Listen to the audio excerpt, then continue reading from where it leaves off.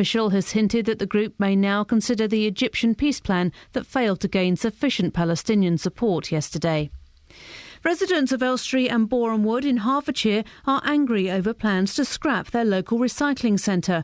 Hertfordshire County Council is reviewing the use of 17 sites in the area and have proposed to close the one in Elstree. The nearest alternative is a 14-mile round trip to Potters Bar. Lawrence Stack is from the Elstree and Boreham Wood Residents Association. It would be a disaster with all the build and all the rubbish. People will fill up other bins. They will send stuff to landfill, and it's too far to go to Potters Bar. Why should we have to suffer for everybody else when we can have a possible 50,000 people as a population in the town? Medical researchers say there's no benefit to the widespread practice of telling people with higher than normal blood sugar levels that they are pre-diabetic. Experts from University College London and the Mayo Clinic in Minnesota argue that doing so has no clinical worth and creates unsustainable burdens for healthcare systems. 2 women and a man were injured in a road crash yesterday in Luton. Ambulance crews say all 3 were put on immobilising spinal boards as a precautionary measure and taken to hospital. The collision happened at midday yesterday on Crawley Green Road. A global survey has found millions of people are frustrated about the amount of time they spend looking at screens. The poll by Ipsos Mori interviewed 16,000 adults in 20 countries, including the UK.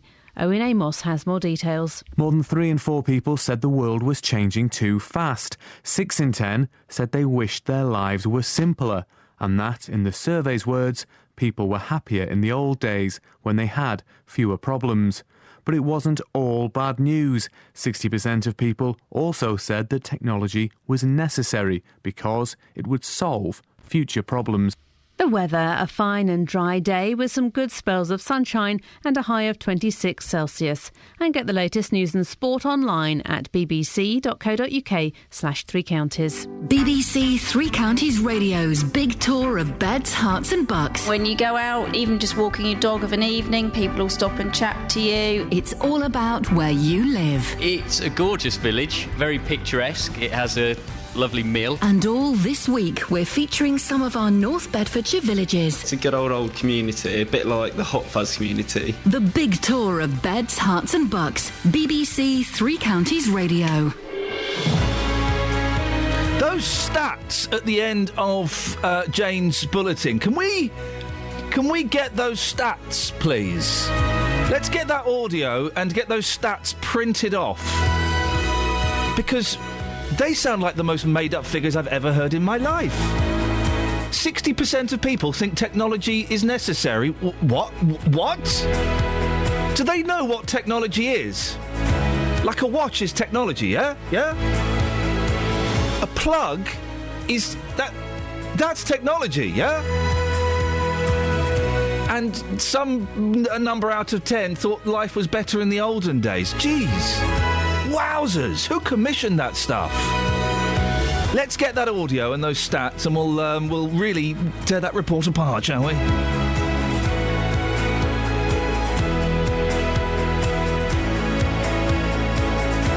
Right, morning. This is Iain Lee, BBC Three Counties Radio.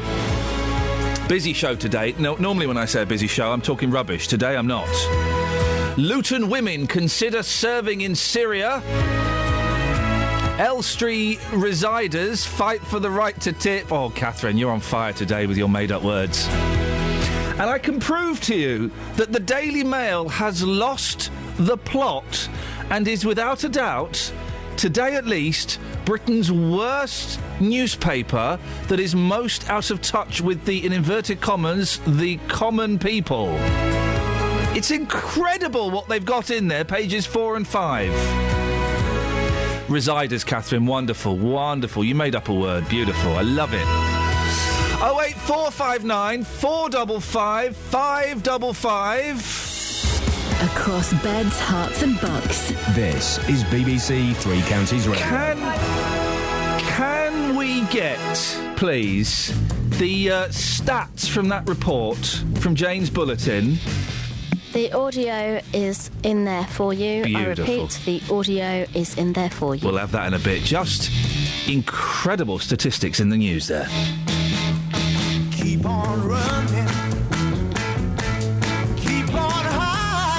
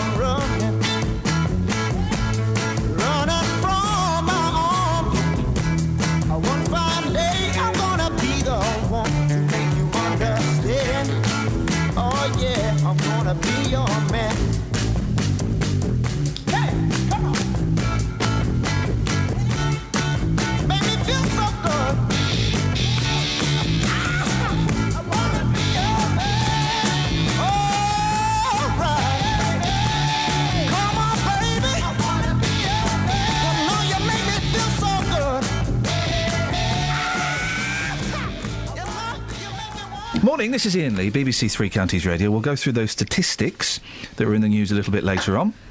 You comfortable? Ish. OK. You're not on a chair that goes up and down. That breaks my heart. And we'll also explain to you later on why the Daily Mail is completely out of touch with... why I think it's completely out of touch with people, and we'll see if you agree or disagree. That's coming up a bit later on. But, lead story, a number of Muslim women in Luton have expressed the desire to join fighters in Syria, as police continue to urge them to inform on male family members considering jihad in the region. A BBC reporter has found that several young women in Bury Park are willing to travel there themselves. Catherine Boyle has got the details on this. What are these women actually saying, Catherine? Well, we've been working with Radio 4 on this one, and their reporter Seema Katecha has been talking to women in the area of Luton known as Bury Park. Now, if you're not familiar with Luton, this part of the town has a very diverse population with a particularly high concentration of Muslims from Pakistan, Kashmir and India. Now, while some didn't want to go on record, we can hear from a number of voices coming up in the next few minutes. One woman here spoke openly to Seema, and when I say openly, she was standing outside the Islamic Centre in Bury Park and she was waiting for a friend so they could go inside to pray. The woman didn't want to be named, but I can tell you that she's 20 years old, and she told Seema that she's been scarred by the images of dead Muslim civilians. If I had the opportunity, I would definitely go to Syria to help out the Muslim brothers in need and sisters. How old are you? 20. Like the Prophet ﷺ said, we're one body. If one part aches, the whole body aches. Yeah, so I would definitely fight for them, because what's happening to them is not right. You do understand that if you go, you could be criminalising yourself, so that when you come back... I probably wouldn't come back. It's not even safe there. I probably wouldn't. You're okay with not coming back? Yeah, I guess I am. So the government advises against all travel to Syria, and imams have pleaded with Muslims not to go there. It doesn't sound, Catherine, as though the message is getting across. Well, no, and the women Seema spoke to told her that they don't listen to old imams, their words. The majority of them weren't talking about going there and taking up arms, though. They want to go out to support the male fighters by cleaning, cooking and acting as nurses, first aiders. There are pictures of Muslim women on the internet holding AK-47s and dressed in combat gear, but apparently this is a rarity. The women we spoke to in Luton told us that they would be going to Syria to provide what they called humanitarian aid, but they said that unfortunately for many of them, in their words, unfortunately family priorities make it difficult. But these women say it is a good cause. If they want to go out there and support their family, good for them. It's a good cause as well, isn't it? What do you mean? When I say that if you can help anybody in this time of their need, whether it's bandaging them, helping them, why not? Well, there seems to be some confusion, doesn't there, among many of the Luton women about the politics surrounding the fighting. It's a confusing situation out there. And there is a lot of idealism there. They're talking about going out and helping their Muslim brothers and sisters. But Seema found that they were all talking about doing that, but some hadn't considered the idea that by doing that, they would be in conflict with other Muslim brothers and sisters. Some didn't really understand whether they'd be supporting government forces or rebels. Every person wants to protect themselves. Who would you be fighting for out there? You don't know? I don't know. It's so interesting, nobody knows. So do you know what's happening in Syria politically? I know it's the government and the problems that's caused, but then you've got the rebels and I don't know. I haven't been following it too closely, but I'd have to properly do my research before that decision could be made. Yeah, you would have to properly do your research before going to a foreign country to fight, wouldn't you? That's quite staggering, isn't it? Incredible. What's the official advice about travelling to Syria? It's a no-no, isn't it? Well, it is, and at the same time, Bedfordshire Police are running this campaign along with many other police forces across the UK. They're encouraging anyone who thinks they may know of someone planning to travel to Syria to call 1001 for help and advice. They're particularly interested in hearing from female family members who know about male family members, but of course they're not going to turn away any information at this point. The official advice from the UK advises against all travel to Syria and Iraq, This is the official line. Anyone travelling to these areas is exposing themselves to serious risks. The police and security services are actively working to detect and disrupt terrorist threats, and people who are thinking about travelling to Syria or Iraq to engage in terrorist activity should be in no doubt that we will take the strongest possible action to protect our national security, including prosecuting those who break the law. Extremism of any kind has absolutely no place in our society. A raft of practical measures are now being implemented to strengthen our approach across a range of sectors, including in prisons, schools, universities and online. They're talking about terrorism there, and I think some of these women don't realise that that's what they potentially could be accused of.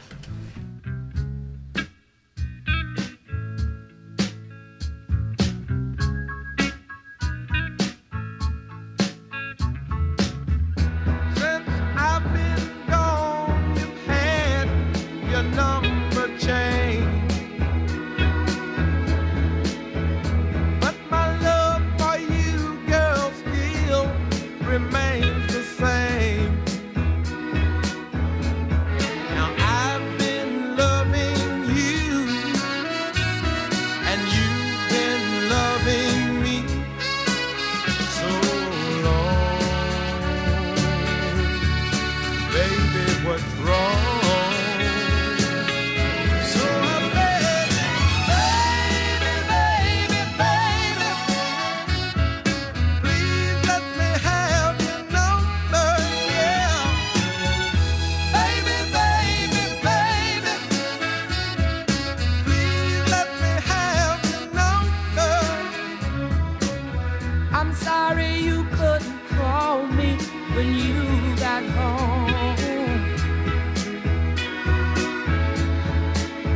but other fellas kept on calling while you were gone. So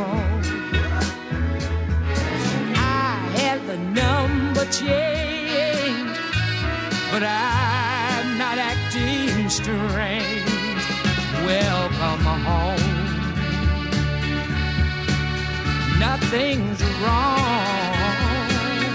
So I'm saying, baby, baby, baby, you can have my private number. Baby, baby, baby, you can have my private number. Oh, thank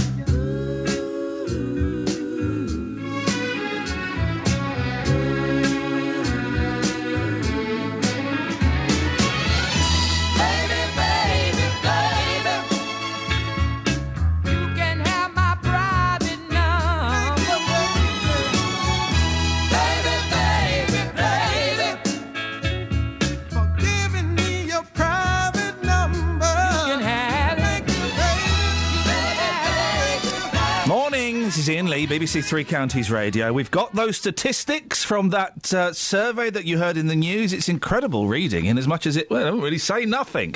And also, why is the Daily Mail the worst British newspaper, today at least? Travel news for beds, cards and bugs. BBC Three Counties Radio.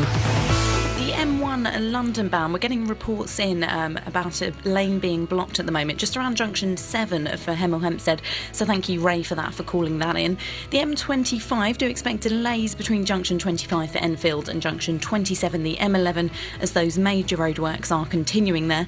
Also in Milton Keynes, roadworks continue on Standing Way at Newport Road, so do expect delays there, often building up through the rush. On the trains so far this morning, there's no reported problems or delays. Nicola Richards, BBC Three Counties Radio. Thank you, Nicola. 6:16, it's Wednesday, the 16th of July. I'm Iain Lee. These are your headlines on BBC Three Counties Radio. Women in Luton say they're prepared to fight in Syria. People in Hertfordshire are angry they're about to lose their recycling. And in last night's football friendlies, both Milton Keynes Dons and Stevenage lost 1-0. BBC Three Counties Radio.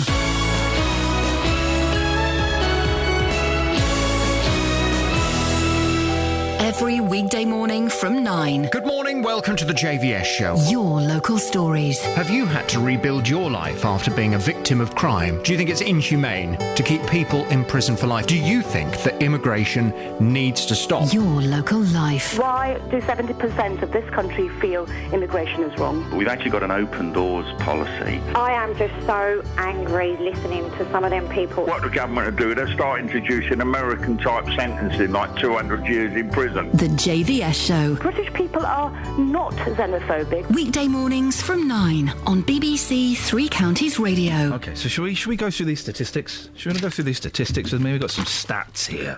Well, you say that. Well, what a load of nonsense. A study has been carried out by Ipsos Mori. They're like the study people. Them and Gallup, isn't it? It's them and Gallup that do the studies. And they've got some statistics. Well, should we listen to Who have they carried this out for? Because there's usually a reason. I don't see a name. The intention here is to spark a conversation about what next. Well, the conversation that's been sparked is why. Most people admit they are constantly looking at a screen and crave a simpler, slower lifestyle, according to a major global study. This isn't just in Britain. This has been done around the world. Giving an insight into the huge role played by technology in our lives, an average of 6 in 10 people quizzed agreed with the statement, "I am constantly looking at a screen these days." Where does that take us? Constantly. Constantly. Nonsense. Constantly. 6 in 10 said they wish their lives were simpler. 3 in 4 believe the world is changing too fast, while more than half wish they could slow down the pace of their lives. Where has this taken us? Has this taken us anywhere yet? Have we got anywhere? 61% of Britons... Now, this is made up... This doesn't mean anything. 61% of Britons... Why do we spell Britons with an O? Ancient tribe. OK, thank you. That's that cleared up. I don't know why. Oh, why do we spell it with... Why isn't it Britains? Why is it Britons? 08459 455 555. I think it is ancient tribe. Quicker, isn't it? It's quicker. Marginally so. But what about Simpler people? life. What about people from Brittany? They're Britons. There'd be Bretons. What? Yeah. What about people from Benetton? Italians. 61% of Britons said they believe people led happier lives, quotes, in the old days when they had fewer problems to cope with. What, like rickets? The plague. TB. 6 in 10 people agreed that technology is necessary. What does that even mean? That doesn't mean anything. What does it... I mean, most surveys, they're a load of rubbish and you can make them say what you want them to say, but this doesn't say... This says nothing to us at all. Apart from, aren't people daft? Let's do our own poll. If you think technology is necessary, give us a call on How the can they? phone. Because if they don't think it's necessary, they're not going to... Well, if you think it's unnecessary, text in. That's how you get around that little... Fax us. Good shout. So this is... let's name the guy. Ben Page, the chief executive of Ipsos Mori, says, we've put the complex and sometimes contradictory attitudes of connected citizens, blah-de-blah-de-blah-blah, bum-bum-bum. People talk nonsense. What's Ipsos Mori? They carry out surveys. They do this. This is their job. You'd think they'd be better at it. International, pointless, obvious... what could the S be for? Well, you've missed out one S. What could the S be for? The report also revealed a conflict between what people say and how they act with regard to their privacy. Most people living in 2014 want to live life on their own terms. Oh, for crying out loud. Some don't. Some want to be told what to do. And in another survey, most people said they didn't like it when they got ill. Some people said that when they hit their thumb with a hammer, they swore. And some people get sad sometimes. Well, it didn't mean anything. I think we should definitely come up with our own survey. OK, well, let's come up with our own survey. For what? Well, exactly, for nothing. For nothing. Well, 08459 455 555. If anybody can get any interest out of these statistics, and I've got a cob on today, partly because I had an argument. Guess who I had an argument with yesterday, Kelly? This is how angry I was. I had an argument with someone you should never have an argument with. 2 people in a tiny room. Oh, here? No. Your children? No, I argue with those losers all the time. A surgeon and a cancer nurse. Yeah, that's right. I had an argument with a cancer nurse. What was it about? About the fact they were Muppets. That's what it was about. Oh. So I'm still kind of carrying that mood over. Now it's gone on to Ipsos Mori. You wait till we get on the Daily Mail. You wait till we get on the Daily Mail. Loving you isn't the right thing to do. How can I ever change things that I feel? If I could, maybe I'd give you my world. How can I, when you won't take it from me? You can go your own way. Go your own way. You can call it another lonely day. You can go your own way. Go your own way. Tell me why everything turned around. Packing up, checking up, so you won't do. If I could, baby, I'd give you my world. Open up, everything's waiting for you. You can go your own way.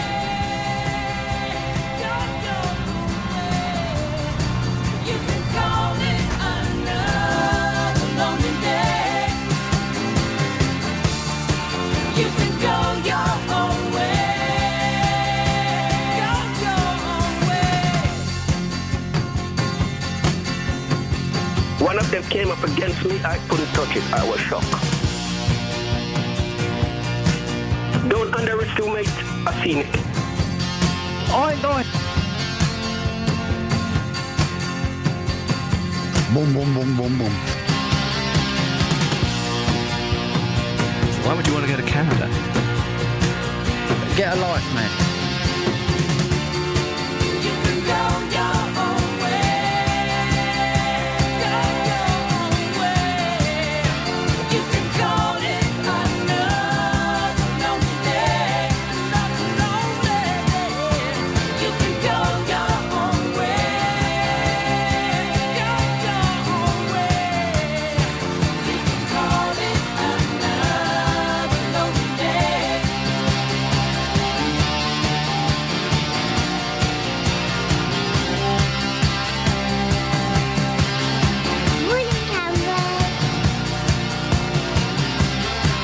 Boom, boom, boom, boom, boom.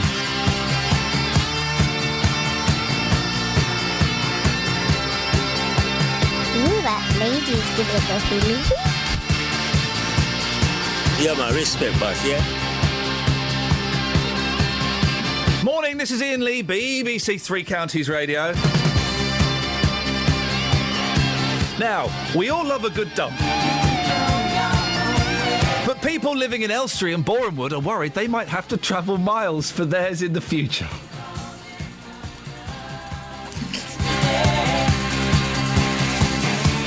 Hertfordshire County Council.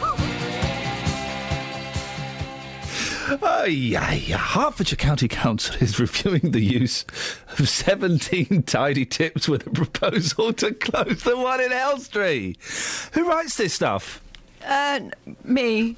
The local residents' association is complaining they haven't been given enough notice about the plan, and they're concerned they've not got long to object before the August the 3rd deadline. Well, Justin, you've been to the naughty, haven't you? What's the vibe? The vibe is not great because people, as you mentioned, they love a good dump, particularly in Elstree and Borehamwood. Lawrence Stack is a member of the Elstree and Borehamwood Residents Association. He says, listen, forget any consultation, this is a done deal, which is why the public know nothing about any changes which could happen from September. Take a quick listen to this. Absolutely, they're doing like they've done with other consultations in the town. We had a Isopod house, 12-storey building. And they said, oh, no one objected to it, but no one knew about it, and they're doing exactly the same here. I go along to the borough meetings, council meetings, and I try and ask questions, say, oh, we want to get the community involved, we want to do consultations, we want to hear their feedback. And when you try and ask questions or get people to hold meetings, they don't do it. And hopefully later in the programme, there will be an opportunity for you to talk to somebody from the council, But as we currently stand, what is your message to Terry Doris? He's the man in charge of Herts County Council when it comes to this particular issue. What would you like to say to him? Terry Doris, well, he doesn't listen to anyone on the street lights. He turns them off after midnight when we've got services going on till 1 o'clock in the morning. He doesn't fill in the potholes. I had to do a campaign and go on to Watchdog on the telly to get the holes filled in and shame the council. Why haven't they done it? And now the same thing with the tip. Why am I doing all the work of others?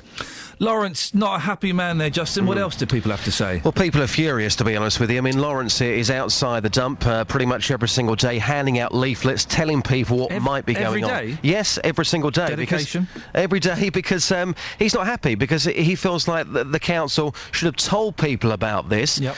If this is to go, the nearest dump would be Potter's Bar. That's quite some journey. So you are going to hear from various voices later on, but to get you started, this is Joe, who I spoke to. Well, Joe, you're just pulling into the tip right now. What's your thoughts on this place potentially closing later in the year? Well, I think it's a disgrace, quite frankly. I don't know what they think they're playing at. This place is an asset to the local borough, you know? We all come up here. We've been coming up here for years. They've built it up, you and me, and they've made it viable, keep it clean, you get rid of all your gear, and it stops people fly tipping. You know? And what's your thoughts on potentially travelling to Potter's Bar to take your fridge like you've got in the back of your car right now? I think it's ridiculous, quite frankly. I mean, this area, Borehamwood, services, I mean, the whole area, you know, around here. The airwaves are yours. Just lastly, what's your message to the local council? Get some brains, get some cop on, you know what I mean? What do the public need? That's what my thoughts are. You know, what the hell do they think they're playing at? Get some cop on. I don't know that phrase. I don't know that phrase myself, but he's angry, clearly. Now, listen, I do love a dump. I tell you why, because I have found some great booty in a dump before now. Really? When I split up with Kerry years ago, my first girlfriend, it was heartbreaking. I went to the dump to throw away everything that connected me with her, and I found a brilliant Barry Manilow record. Oh, really? Got me through that breakup, just. Got me through that breakup. Class. It was and my dad used to go to the tip all the time and come back with stuff. He came back with a beautiful accordion once. Oh, it was beautiful. That's incredible. Yeah, it was in a case. It worked. I had it until a few years ago, and I got rid of it. I don't know why I got rid of it. Wonderful stuff. Yeah, absolutely. These places have got character, and as they. Well, Joe in particular was saying there that if this was to go from September, well, Potter's Bar's quite some distance from Elstree and Borehamwood. People will probably just fly tip. Yeah. Why are they going to make the effort to go to the dump? They're just going to chuck it in a local park somewhere. Justin, thank you very much indeed. 08459 455 555. I'm going to annoy Catherine now. I'm going to really annoy her. What's the best thing you found in a dump? Yeah. A gnome. Yeah, really? Yeah, still got it in my mum's. We're going to do it as a phone-in, and that's going to hurt you. It's fine. Are you sure? It's fine, go and do it. Do the dump phone in. Let's do it. My friend once found a door in a skip. It was a front door. Did she open it? What was behind it? They put it as their back door. That's insane! All right, this is brilliant. What have you found at a dump? 81333, start your text 3CR. What have you used... When have you used something for the opposite purpose for which it was built? Front door, back door? Say that again, but better. You're really nearly onto something. I know. You're really there. I'm touching it with the tips of my fingers. That Barry Manilow thing, you use it to get over a relationship. Really, use the soundtrack to romance. When have you used... No, I'm going to stick with the original because I can't improve it. When have you used something for the opposite purpose for which it was built for? Front door, back door? Call me now. 08459 455 555. Travel news for beds, cards and bugs. BBC Three Counties Radio. The M1 London bound, getting reports in of one lane being blocked at the moment, just around junction 7 for Hemel Hempstead, due to a broken down lorry, and thanks to Ray for calling that one in. In Bricketwood, rather heavy moving at the moment on the North Orbital Road, just off the M25, and looking rather slow at the moment on the A1 heading southbound between Stirling Corner and Apex Corner, and the M25 in both directions between junction 25 for Enfield and junction 27, the M11, building up in patches as those major roadworks continue. No reported problems on the trains. Nicola Richards, BBC Three Counties Radio. Across beds, hearts and bugs. This is BBC Three Counties Radio.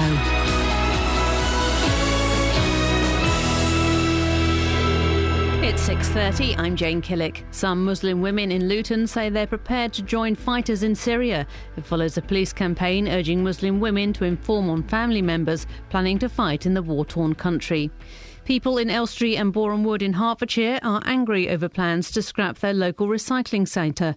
The nearest alternative involves a 14-mile trip to Potter's Bar.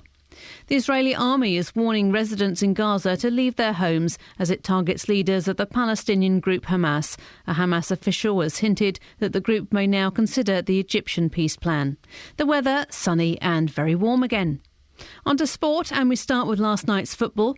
MK Dons lost 1-0 to Irish Premier League side Drogheda last night in their second tour match. Young midfielder Dele Alli missed a penalty. Stevenage lost 1-0 in their friendly at Barnet.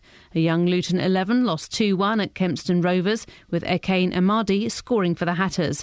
In other friendlies, St Albans beat Dagenham 6-2 and Hemel Hempstead lost 2-1 at Solihull. Chelsea are the visitors to Adams Park this evening as Wycombe Wanderers play Jose Mourinho's side for midfielder Matt Bloomfield's testimonial. Chelsea will field a host of first-team players, and Bloomfield says he's delighted to have secured the fixture. Jose Mourinho will be manager, and Petr Cech, John Terry and Branislav Ivanovic, the three names we've been given that will be playing. So, that's fantastic, bring their wealth of experience and, big game experience. Also, there'll be some exciting players coming through the development squad as well. Liverpool have signed the Serbia international Lazar Markovic from Benfica on a long-term deal for an undisclosed fee. The 20-year-old helped the Portuguese side reach the Europa League final last season. In cricket, England bowler James Anderson faces a potential 4-test ban after he was charged by the ICC with misconduct. Anderson has been charged with allegedly abusing and pushing India all-rounder Ravindra Jadeja after they left the field for lunch on day 2 of the first test at Trent Bridge. If found guilty, Anderson could be banned for up to 4 tests. BBC Three Counties News and Sport. The next bulletin is at 7. Across beds, hearts and bucks. This is Iain Lee. BBC Three Counties Radio.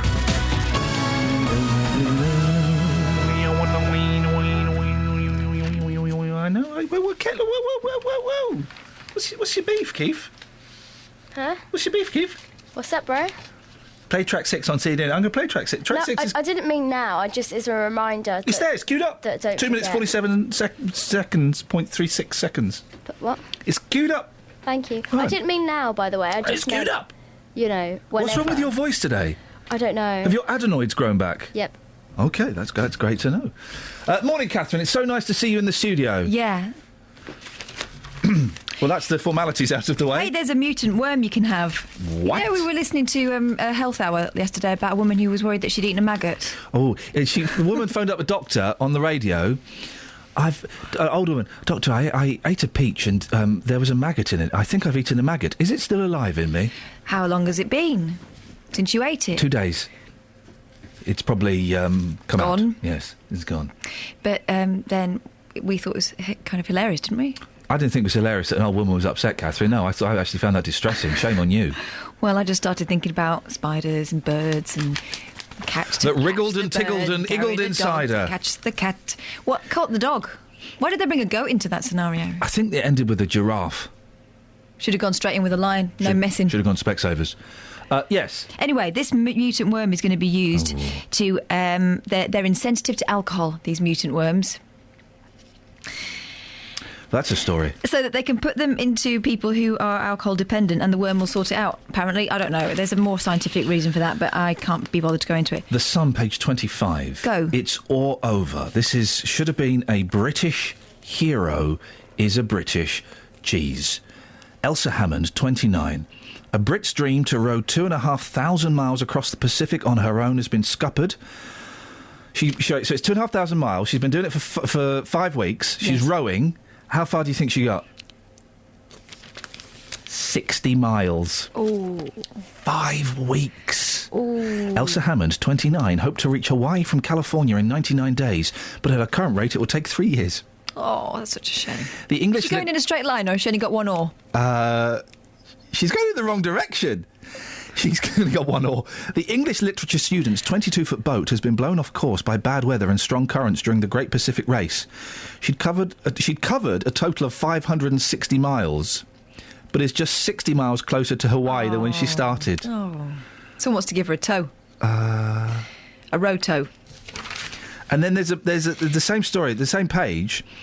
A team of frogmen is hunting for an £8,000 artificial leg after it came off and sank when its owner dived off a pier. So this poor fella, Roy Wright, 45, leaped in to cool down but felt the socket loosen as he surfaced. So he's got no leg. That's bad. Right, but what's bad is they've made him sit on the edge of the pier with his arms crossed. He looks well cheesed off. Let's see. Look at him. I just want my leg back. A dive scene, no leg. I just want my leg back. Where's my leg?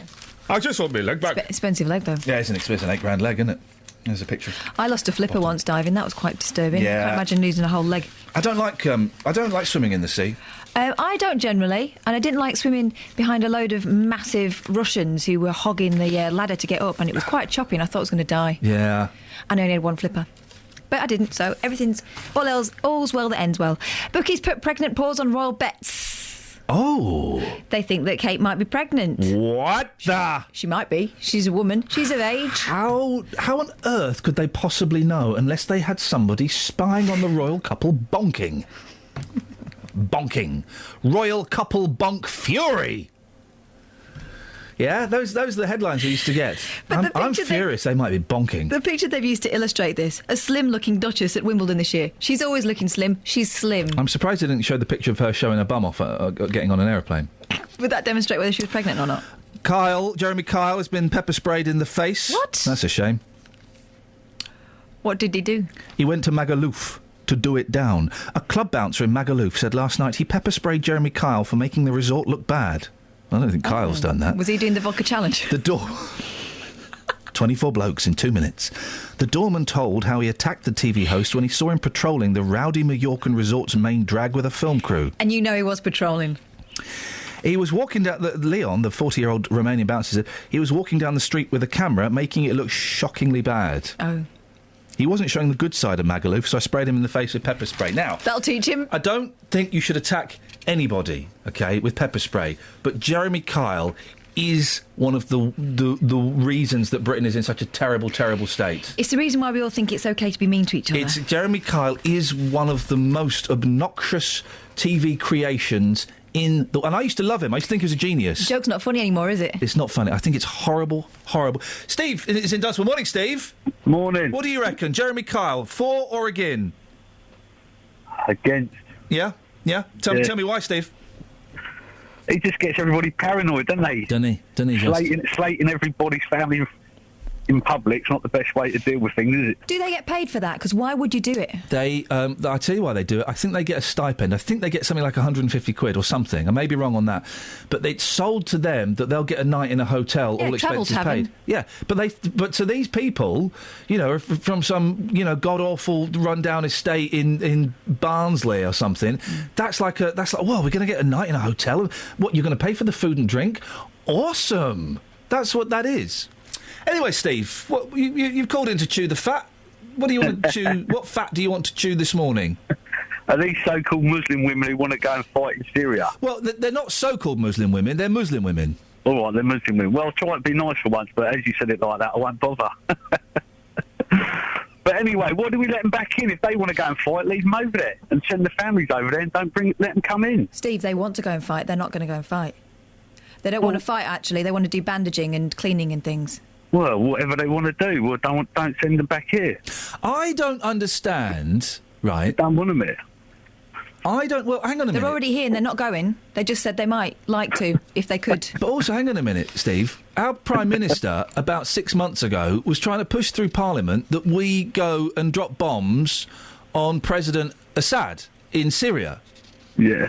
So that we would go and fight the person that some of these girls, who are a little bit more clued up than some of the others, want to go and be part of the battle against. So I'm still slightly confused as to what they're doing that's wrong. Well, if they want to go and fight, that's up to them, but we don't really want them, whether they're bandaging or whether they're out.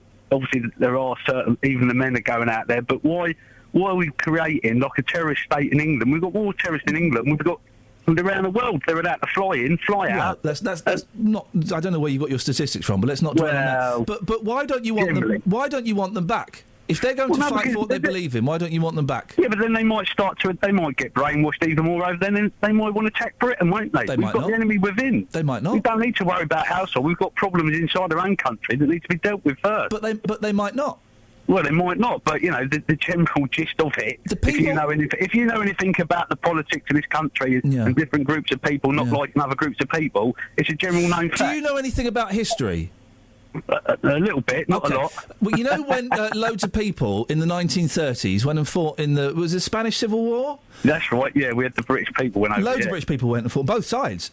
How many came back and committed terrorist acts in Britain? I don't know, but they love Britain. There's people in this country that don't like Britain, that don't like this way of life, and they're sitting here on my land, and people don't like it. But Get off my land! Get off my land, as soon as you say something, you're classed as a racist. Well, what's wrong with being proud of your country? I'm fed up with this country. Well, no, you're fed up with the country? Yeah, but the people in it and the government. So you're not proud of the country? No, I'm proud of being English and British, but I'm not proud of what all governments have done to poison this country. But let's put that myth to one side. It's not a myth, mate. No, you don't know in it every day. You don't know what, Steve, you don't know what I'm going to say. No, well, I've got a good guess being a left-winger loony. No, you don't. Okay, what do you think I'm going to say? Oh, you're going to defend them probably, like you always do. No, Steve, what I'm going to say is let's put the myth to one side that everybody who says they love this country is branded a racist. I've not branded you a racist. Well, of course they do. No one is branded a racist ever for saying they love Britain. No one's branded a racist just for saying that or saying they love England. Well, I think you'll find that some people sort of slightly look down to the idea that, you know, you can't be proud of your country for some reason. Who? Well, a lot of the communists and all the liberals and all the others. Did you say the Cornish? Listen, if I don't like people in my country, I'm classed as racist. What's wrong with... If I love my race, that is someone else. No, he's classing you as a racist. We've been down this road before. No, you might be a racist. I don't know. I've got my thoughts on that. But what's wrong with being proud of your race, then? What's wrong with the white race? What is wrong with being proud of the race? Now we're changing the argument slightly. I'm not saying you're a racist for being proud of your country. And I've never said what's wrong with being proud of your race, then? Well, now we're changing the argument slightly. Yeah, we are, because I want to get to the nit and the gritty of this subject. Let's get to the nit and the gritty. Okay, so we've established that if you're proud of your country, that doesn't necessarily mean you're a racist. No, that's right. But we get tarnished with it. All right, I'm proud of my race. Oh, for crying out loud! No, let's go to the race one then. No one says you're a racist if you love England. Yeah, but people call you racist if you don't like other people in your country that are not the same standard as us and that we don't like and they don't gel with us. Because I'm going to stop you there. Parallel culture. I'm going to stop you there. Go on. Because you said something racist. It's not racist. Well, you've said something racist. You said people don't like you if you don't like people in your country who aren't the same standard as you. Yeah, what's wrong with that? That's So not racist. are you saying that Muslims... No, I never said Muslims, did I? I just said Are people that ain't. Well, who are not the same standard as you? Well, I don't know everyone in the country to know, but there are issues that we've got. I make up, Steve, that you're making a generalisation about certain groups of people. Would that be correct? I probably am, because Okay. I don't know them well What enough. groups do I? of people are you making a generalisation about by saying they're not the same standard as you? Well, majority of certain foreigners who come to this country have got For example, which foreigners? Well, Romanians, Lithuanians, everyone. They don't want to mix with us. They don't want to integrate. We're living side by side, parallel lives with other people that don't even like us here. And they're not the same country. So Romanians, Lithuanians are not the same standard as us. Majority of foreigners, not every foreigner. There's foreigners here before I was born that have come here, and we're fed up. We're fed up with it. Those ones are all right. But just to clarify, It's not Steve... all right. It's not a matter of all right, but there's certain people that have got speak proper English, understand our culture. They go to work, they pay the taxes. But there's other people in this country who are not that of the come same, here, milk not of the same system, standard as us. abuse our hospitality. And they're we not give them a house. We they're give them not a of the car, same we give them standard this. as us. No, they're not the same standard. Steve, thank you very much. Travel news for beds, cards, and bugs. BBC Three Counties Radio. The M1 London bound, we are getting those reports in of one lane being blocked just around junction 7 for Hemel Hempstead, but there's a broken down lorry there. Taking a look at the M25, heading anti-clockwise, rather slow moving between junction 22 for St Albans and junction 19 for Watford. Also rather slow between 17 at Maple Cross and 15 the M4. The A1's looking heavy heading southbound between Stirling Corner and Apex Corner. So far on the trains, no reported problems or delays. Nicola Richards, BBC Three Counties Radio. Thank you very much. 6:46. These are your headlines on BBC Three Counties Radio. Some Muslim women in Luton have told the BBC they want to join fighters in Syria. The Israeli army is warning people to leave Gaza as it targets leaders of the Palestinian group Hamas. And the loss of a recycling centre is angering people in Hertfordshire. 08459 455 555. Beds, Hearts and Bucks weather. BBC Three Counties Radio. And let's get the weather with stand-in weather girl Kelly Betts. Hey, good morning. What's Kelly short for? Kellington. I was asking Catherine, what's Kelly short for? Kalisha. Kalisha. Kalisha, okay. Got little legs. So it's I want to read the weather now. Okay, here we go. I haven't pre-read it in advance, so let's see how this works out.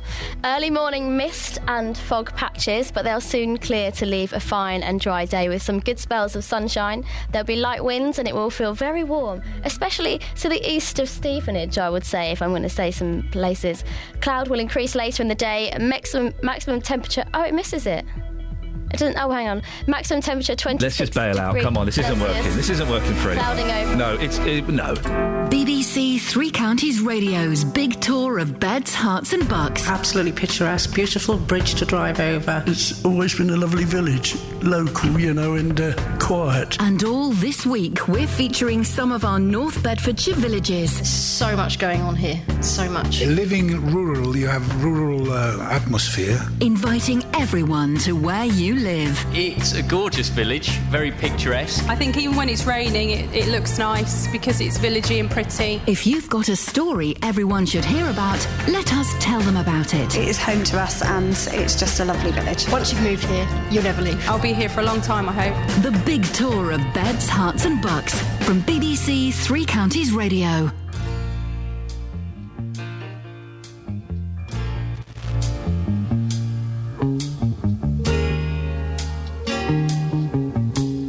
Broken windows and empty hallways, a pale dead moon in a sky streaked with gray. Human kindness is overflowing.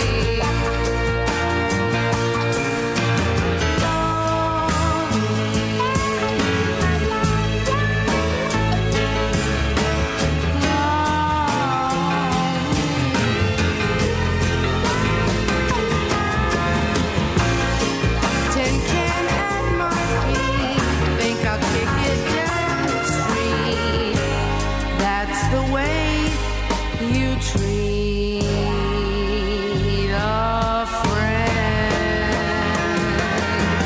Right before me, the signs implore me, help the needy and show them the way. Human kindness is overflowing, and I think it's gone today. And I think it's gone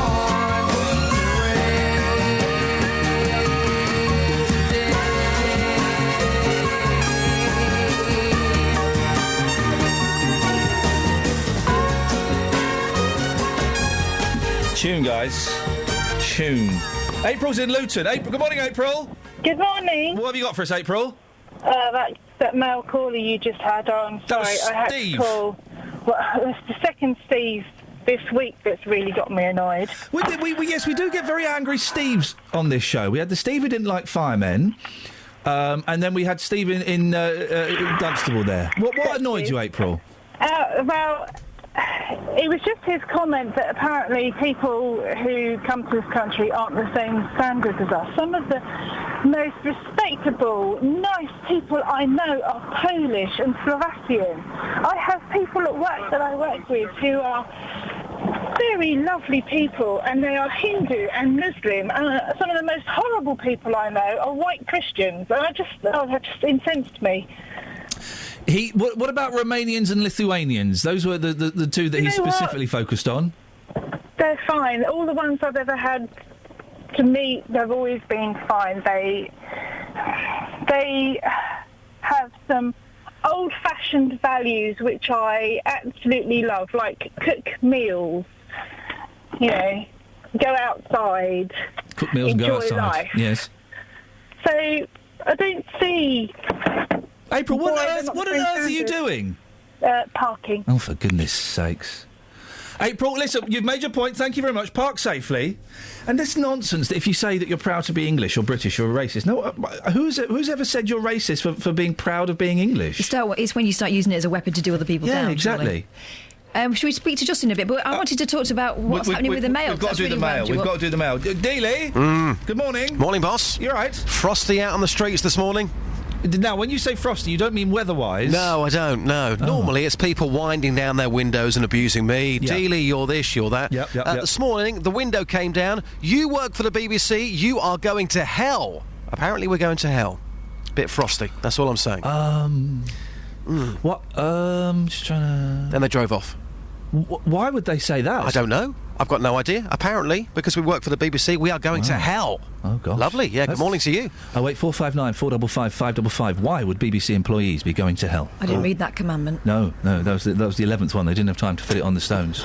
What are we doing with you today, Deals? Well, whatever you want, boss. I mean, obviously more to come later on the dump in Elstree and Borehamwood. Yep. People furious there. More on that, but whatever you want, sir. Hang on. Let me have a look through the papers. I'll find you something. Hang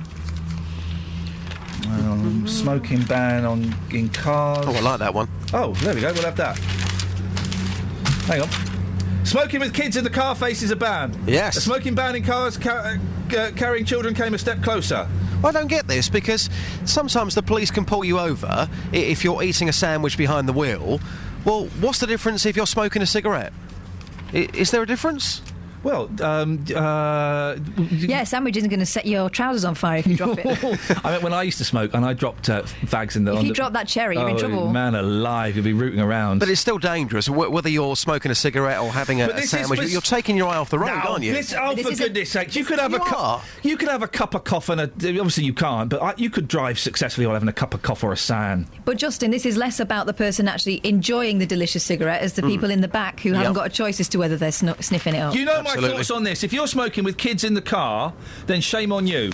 The thing is, though, Ian, you know, only recently we spoke about this.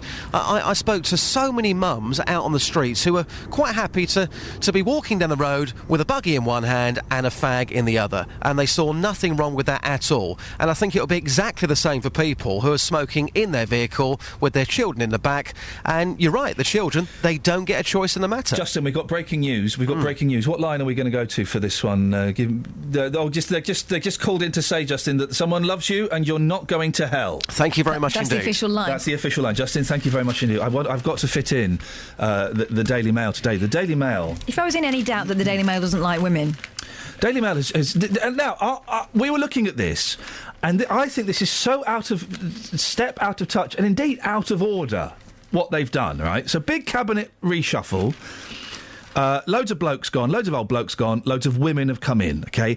I would suggest... Well, I know exactly why he's done it. Cameron's been advised by his advisor that he needs to get more women in if he wants to be popular. Yeah, if he wants to get the female vote and come across as more sympathetic, they need some more female faces. So, front page of the Daily Mail, thigh-flashing Esther and the Battle of the Downing Street Catwalk, pages 4 and 5. Wow. This is written by James Chapman, the political editor. Oh, he's not fashion.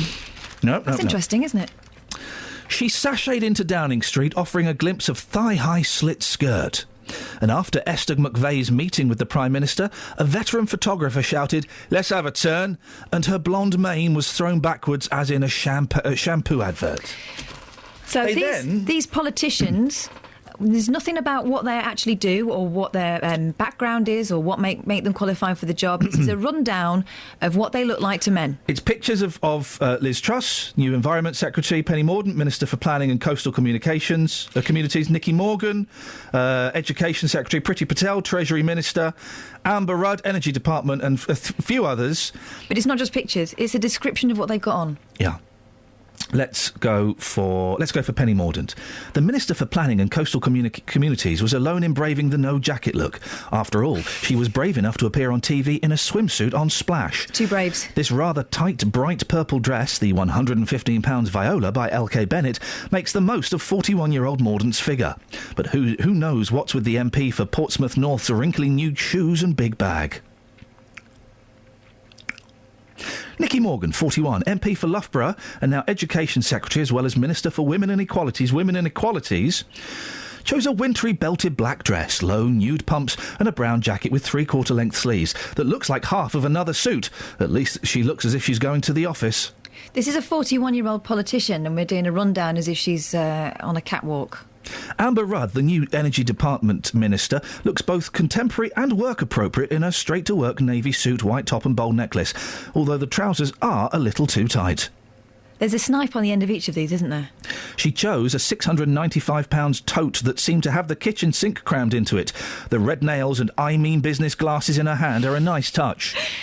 Or she's short-sighted. I find this... Are Catherine and I the only people that think this is actually really bang out of order? Is it 1942? Treasury Minister Priti Patel, 42, must be the first person in that post to wear giant polka dots. Her dress from High Street favourite Wallace cost £45, though that navy jacket looks like Ken Clark was its last owner, and those sensible shoes could have been worn by Baroness Thatcher. That's a double-page spread. The 47-year-old Lady Stowell was Baroness in waiting to the Queen and now joins the Cabinet as Leader of the Lords and Chancellor of the Duchy of Lancaster. But she's got a little Mother of the Bride in this blue and white stiff but smart get-up, all by Precis Petite. The clothing line for women 5'3" and under is stocked in Debenhams. Is there a picture of James, this political reporter? A picture of what James is wearing. What a shame. Maybe I'll ring up and ask him for a rundown. Oh, dear. I just find this...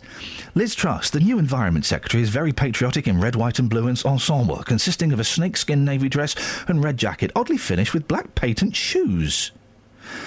She looks bright and sensible, but a little too 80s air hostess. I think this is... Can you imagine, right, next time they stand up in the Commons, I have a question for the honourable member. Yes, what is it? Who are you wearing? We're late for the travel, and I do apologise. I'm disgusted by that's actually a thing in a big newspaper that is read by a huge portion of the country.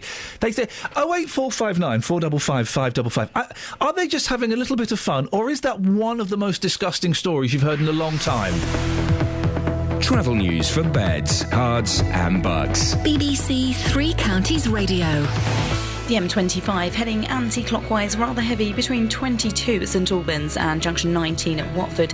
Just getting in the M1 London bound, the broken down lorry's now been removed. That was just around junction 7 for Hemel Hempstead.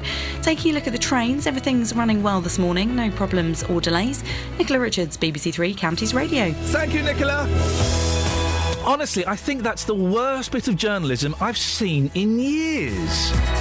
There's a huge number of women in the cabinet, and we're talking about what they're wearing and their accessories. Oh, dear.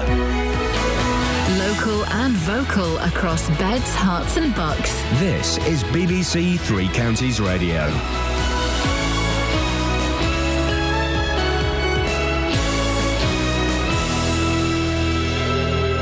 It's 7 o'clock. I'm Jane Killick. The headlines. Muslim women in Luton tell the BBC they'd go to Syria.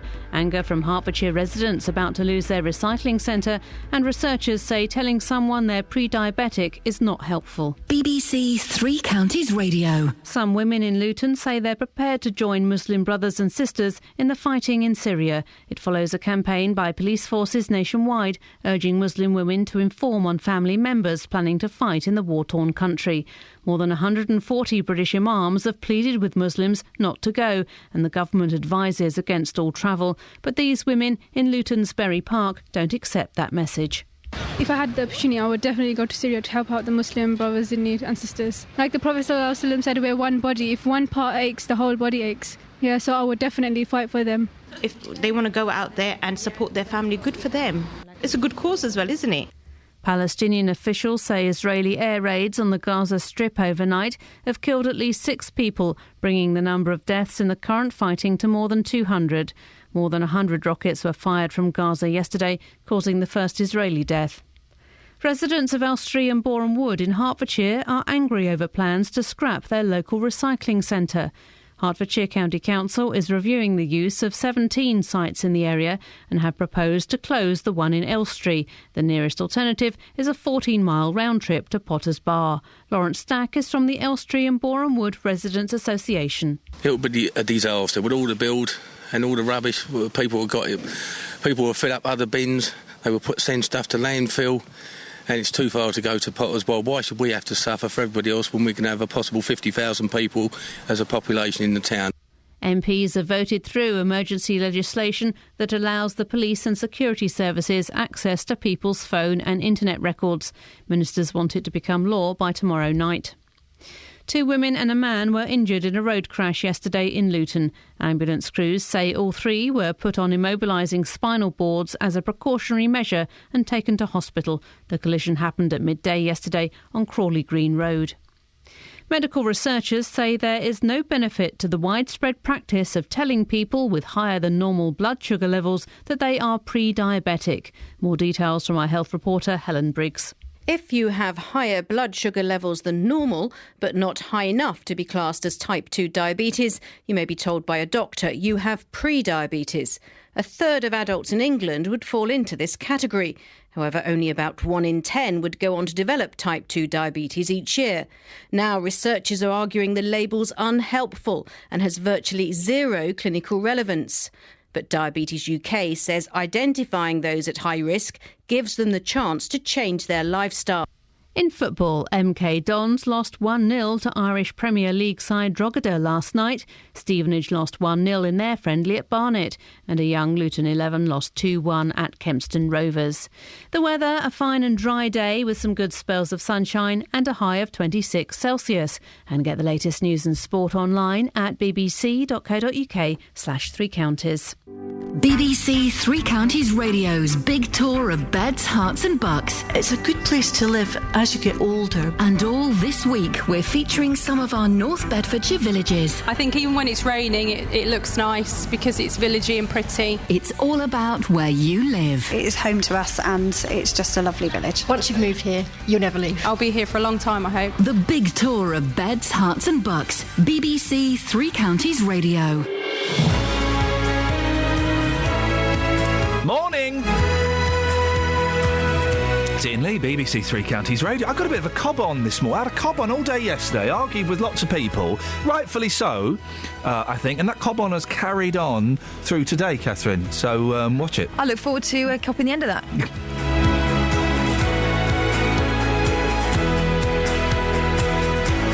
Get some brains, get some copper. That's what we need. Oh, I just pulled a fader off. That doesn't happen very often these days. Right, lots coming up on the show this morning, including, well, lots and lots of bits and pieces, including Luton women consider serving in Syria, Elstree residers fight for the right to tip, and page 4 and 5 of the Mail, the Daily Mail. I do think it's one of the worst, most inappropriate bits of journalism I've seen. Loads of new women been promoted or moved into the cabinet during the cabinet reshuffle. And the Mail has decided to describe not their backgrounds, not the pluses and the minuses they might bring to their jobs, but to tell us what they're wearing and what stuff they got from Accessorise. It's kind of one thing for a party to bring in a new image of politician. It's another thing for a national newspaper to focus just on that, don't you think?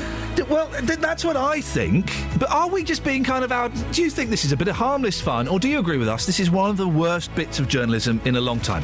08459 455 555. Across beds, hearts and bucks. This is BBC Three Counties Radio. Hey up, Dennis. Good morning. What you got for us, boss? I totally agree that. I'm sorry, I shall have the Daily Mail this morning, but I shall I'll tear those pages out. Well, that's absolutely disgusting.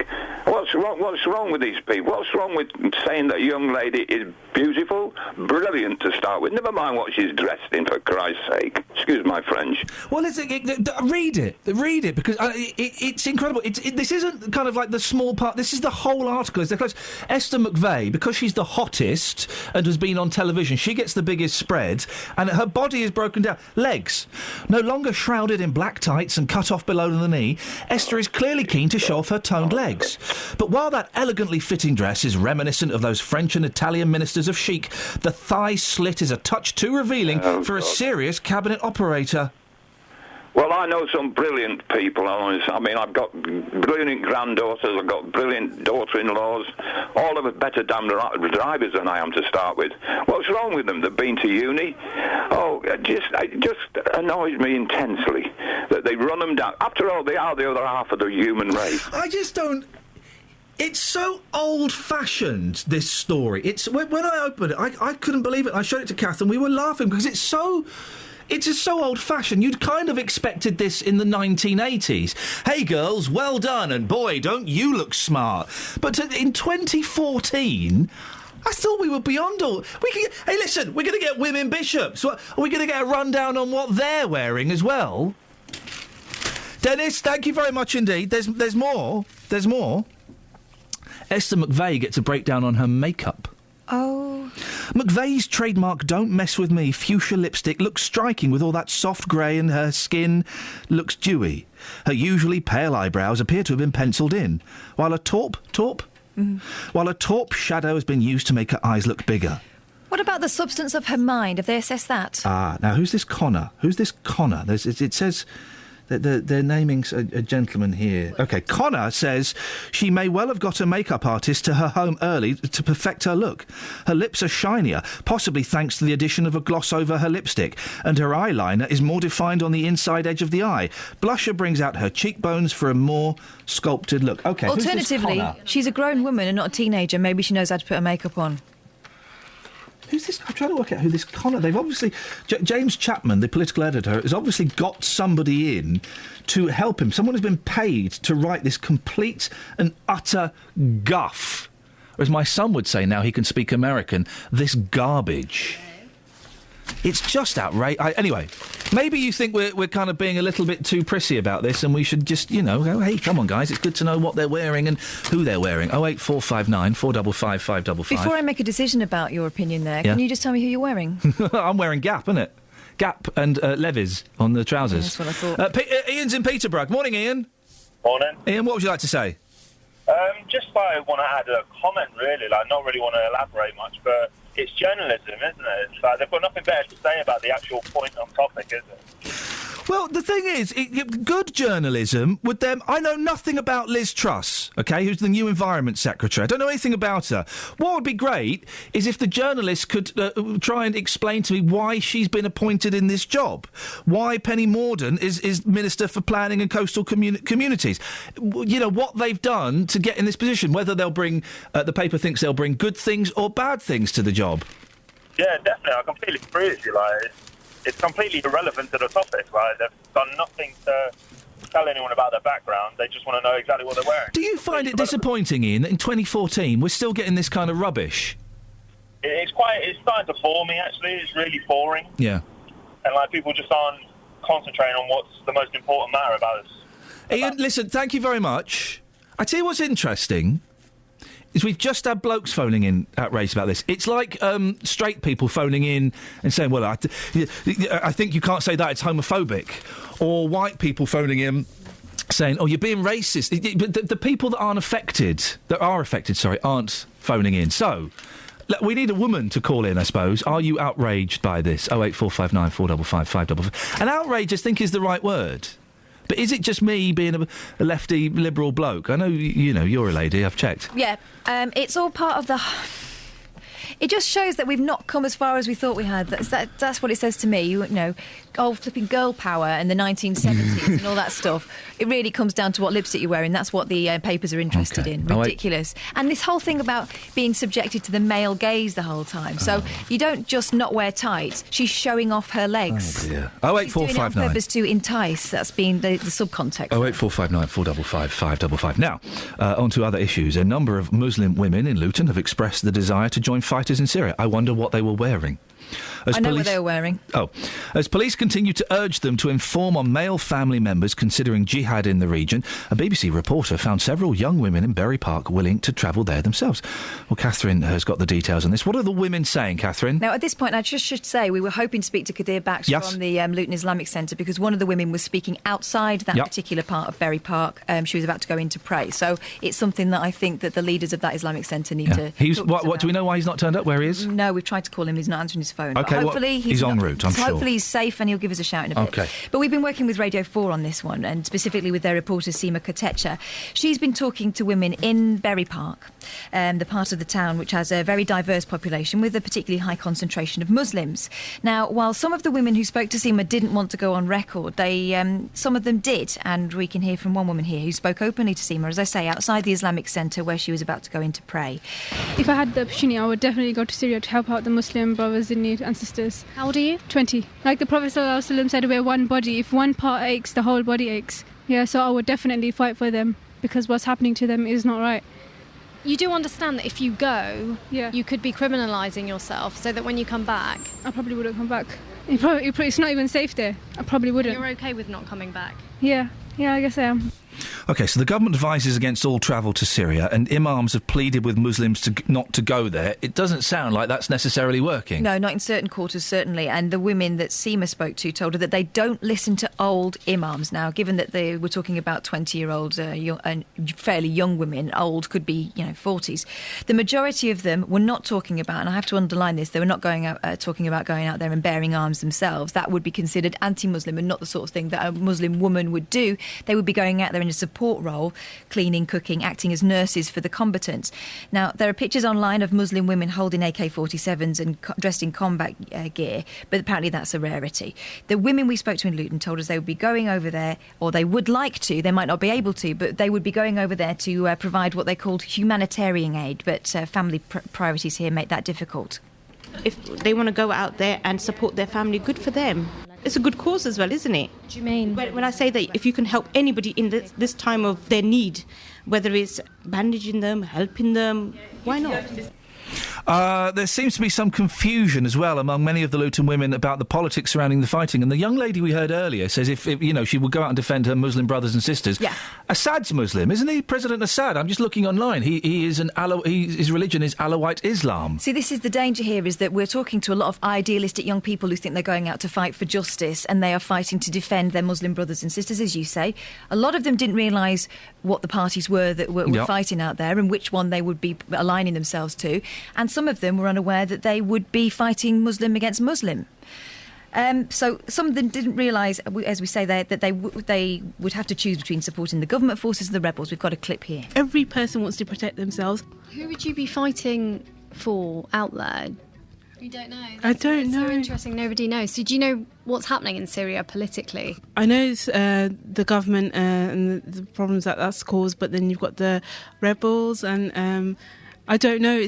I haven't been following it too closely, but I'd have to properly do my research before that decision could be made. Yeah, you would. I would suggest anyone who's considering going to fight in any battle, please properly do your research. And of course, the official advice is basically don't go to Syria. And in the meantime, Bedfordshire Police are asking, and a number of police forces across the country are asking anyone with information about people planning or considering travelling to Syria to call 101 for help and advice. Catherine, thank you very much indeed. 08459 455 555, BBC Three Counties Radio, 7:15. Let's get the travel news now. Travel news for beds, cards and bugs. BBC Three Counties Radio. The A1M heading southbound's queuing at the moment on the speed sensors between junction 8 and junction 7 for Stevenage.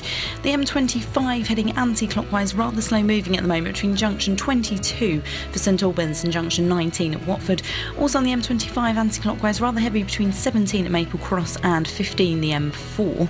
Take a look at the A1, that's also looking rather slow heading southbound between Stirling Corner and Apex Corner. So far on the trains, there's no reported problems or delays. Nicola Richards, BBC Three Counties Radio. Thank you, Nicola. 7:16. It's Wednesday, the 16th of July. I'm Iain Lee. These are your headlines on BBC Three Counties Radio. Some women in Luton say they're prepared to join fighters in Syria. People in Hertfordshire are angry about they're about to lose their recycling centre. And in last night's football friendlies, both MK Dons and Stevenage lost 1-0. BBC Three Counties Radio.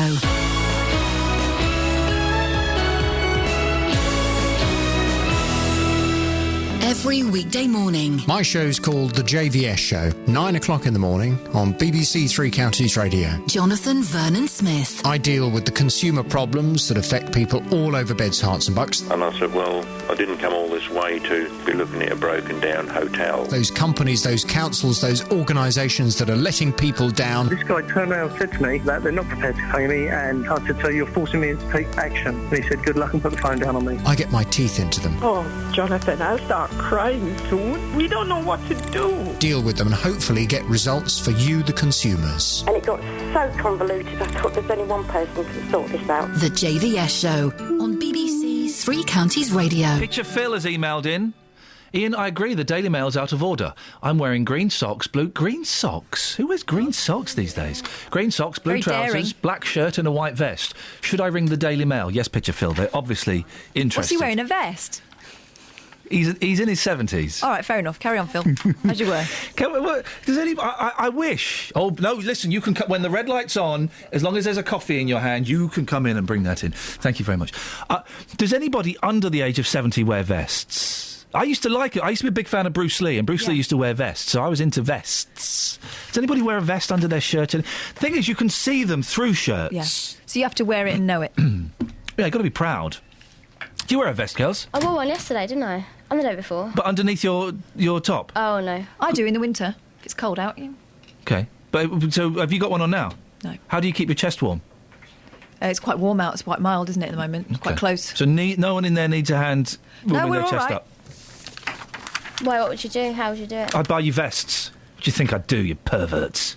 No, I'm just wondering. So what are you wearing today, Kath? None of your business. Oh, come on. It is my business because it's in the newspapers. I know Well, according to the Mail, I'm showing off my shapely legs. I'm just not wearing tights because it's hot. But showing off, giving you a flash of leg. Claire Perry, promoted from Assistant Whip to Junior Transport Minister. Claire Perry, 50, hit the high road in similar wedge shoes to Esther McVeigh and a smart navy dress topped off by a statement necklace and a bold teal jacket that looked about 2 sizes too big for the MP. Wow. Saucer of milk, table 3. Colin, are we right to be outraged by this old-fashioned, lazy, in inverted commas, journalism, or is it just a bit of fun and important stuff that we need to know? No, of course it's not. All we need to know is whether they can do their job properly. Ladies and gentlemen, thank you very much. What I was ringing to say was that you've heard of the gutter press. Yes. Well, I thought I'd rename it the Gusset Press. I just need to check. Catherine, have you got the book of BBC words that we're allowed to say and allowed not to say? It's all right, Gusset's only at 25. It's only at 25. That's a category E. We can get away with that. We just can't say Gusset too often. No, I won't say it anymore. What about the Garter? You could have called it the Garter Press. No, because that's quite posh. Okay, yeah, fair play. You know, if you wear a garter, it's quite... It's a little bit too early for me to have this kind of conversation, Colin. My mind is... Oh, I'm sorry, mate. I forget you're a youngster. Thank you. Only blokes have called in, though, to claim to be upset by this. You've had a text surprised. Have we had a text? Yeah, they're too busy. Go on, read the text. This is from Brigitte of Bedford. It's an appalling piece of journalism suggesting attire and makeup brands and shades are relevant to their ability to do the job. How about some professional background on these women? What skills and values do they have that will help steer the government in the right direction?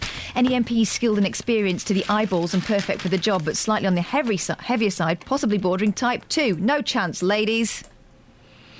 Quite agree with her. I mean, it is... The bag, Esther McVeigh's bag. That tiny patent high street clutch bag makes her look like she's heading for an exciting night out on a first date. Wow. Not a serious new promotion to number 10. So this is brilliant. Hang on, sorry. This last line is genius. You need the run-up to it. It makes her look like she's heading for an exciting night out on a first date. Not a serious new promotion to number 10. Work first, please, Esther. So it's the suggestion being that she's flighty and silly. Work first, please, Esther. Wow. Unbelievable. Colin, thank you very much indeed. Hey, you spoke to Liz Truss last week, don't you remember? What did I speak to Liz Truss about? About the teachers' strike. Oh, yes, I did speak to Liz Truss. Maybe we should write a column. We didn't get on very well, did we, me and Liz? She had an agenda. She had an agenda.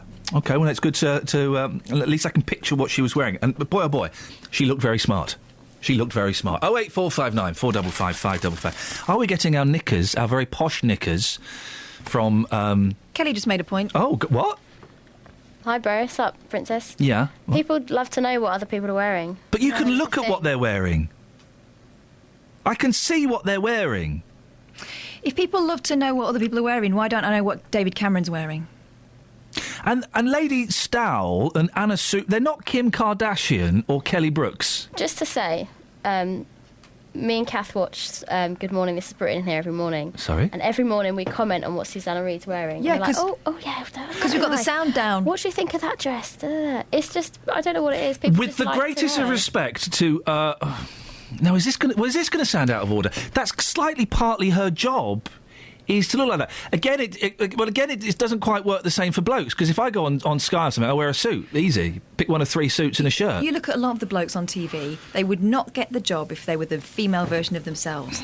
They tend to be dad figures. Blokes totally have it easier when it comes to appearing on television, in as much as you get much older blokes than you do women, and I've got 4 suits, I pick a suit, I pick a shirt, and that's it. Meanwhile, when the figures weren't very high for Good Morning, This is Britain, Wake Up and Smile...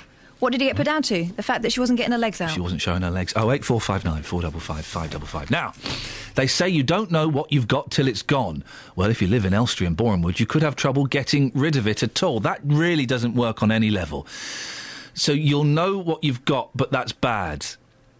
That's awful. Some residents are furious about the possibility Elstree Tip may close as the council attempts to save money. The Elstree and Borehamwood Residents Association feel they haven't been given enough time to oppose the plans.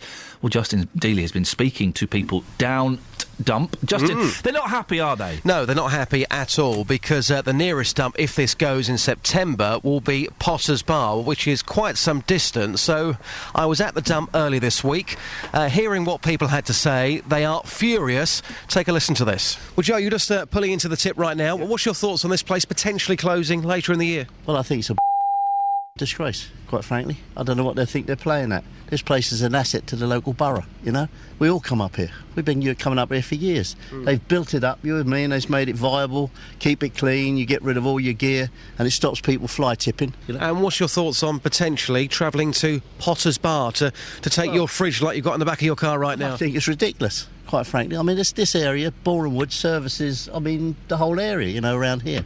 The airwaves are yours. Just lastly, what's your message to the local council? Get some brains. Get some cop on. You mean, what do the public need?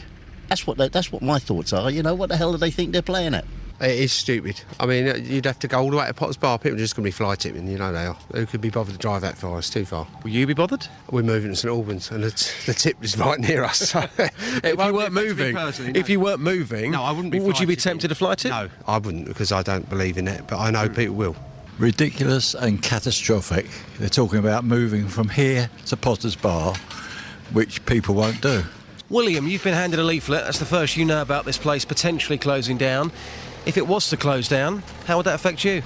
Very badly, because I'm always coming down and dump at least once a week or once every fortnight. How much rubbish has that gentleman got, Justin? He's coming down once a week. And the thing is, you know, it sounds like we're making slight of this. We're not, because things like this are very, very important, in as much as if you know that there is somewhere you can go and get rid of stuff quite quickly, and it's local and it's nearby, you'll do it. There will be unscrupulous people that will dump fridges and sofas and boxes of rubbish just down a country lane or something, Absolutely. I mean, it was quite interesting going there, because you often hear about these stories. It's one man who's particularly angry and nobody else really cares. Well, that dump, when I went there on Monday, it was a very hot day, so I thought it could be a quiet one. No, I was there for an hour or so. Cars were coming in and out all of the time, with lots of rubbish. Perfect day to do it. Well, you know, to travel as well from Elstree and Boreham Wood to Potters Bar, that could take you in traffic an hour to get there and back. Some people, of course, doing 2 journeys. So what people are saying is, if this is to go to try and save money, it will in actual fact do the opposite, because the council will have to pay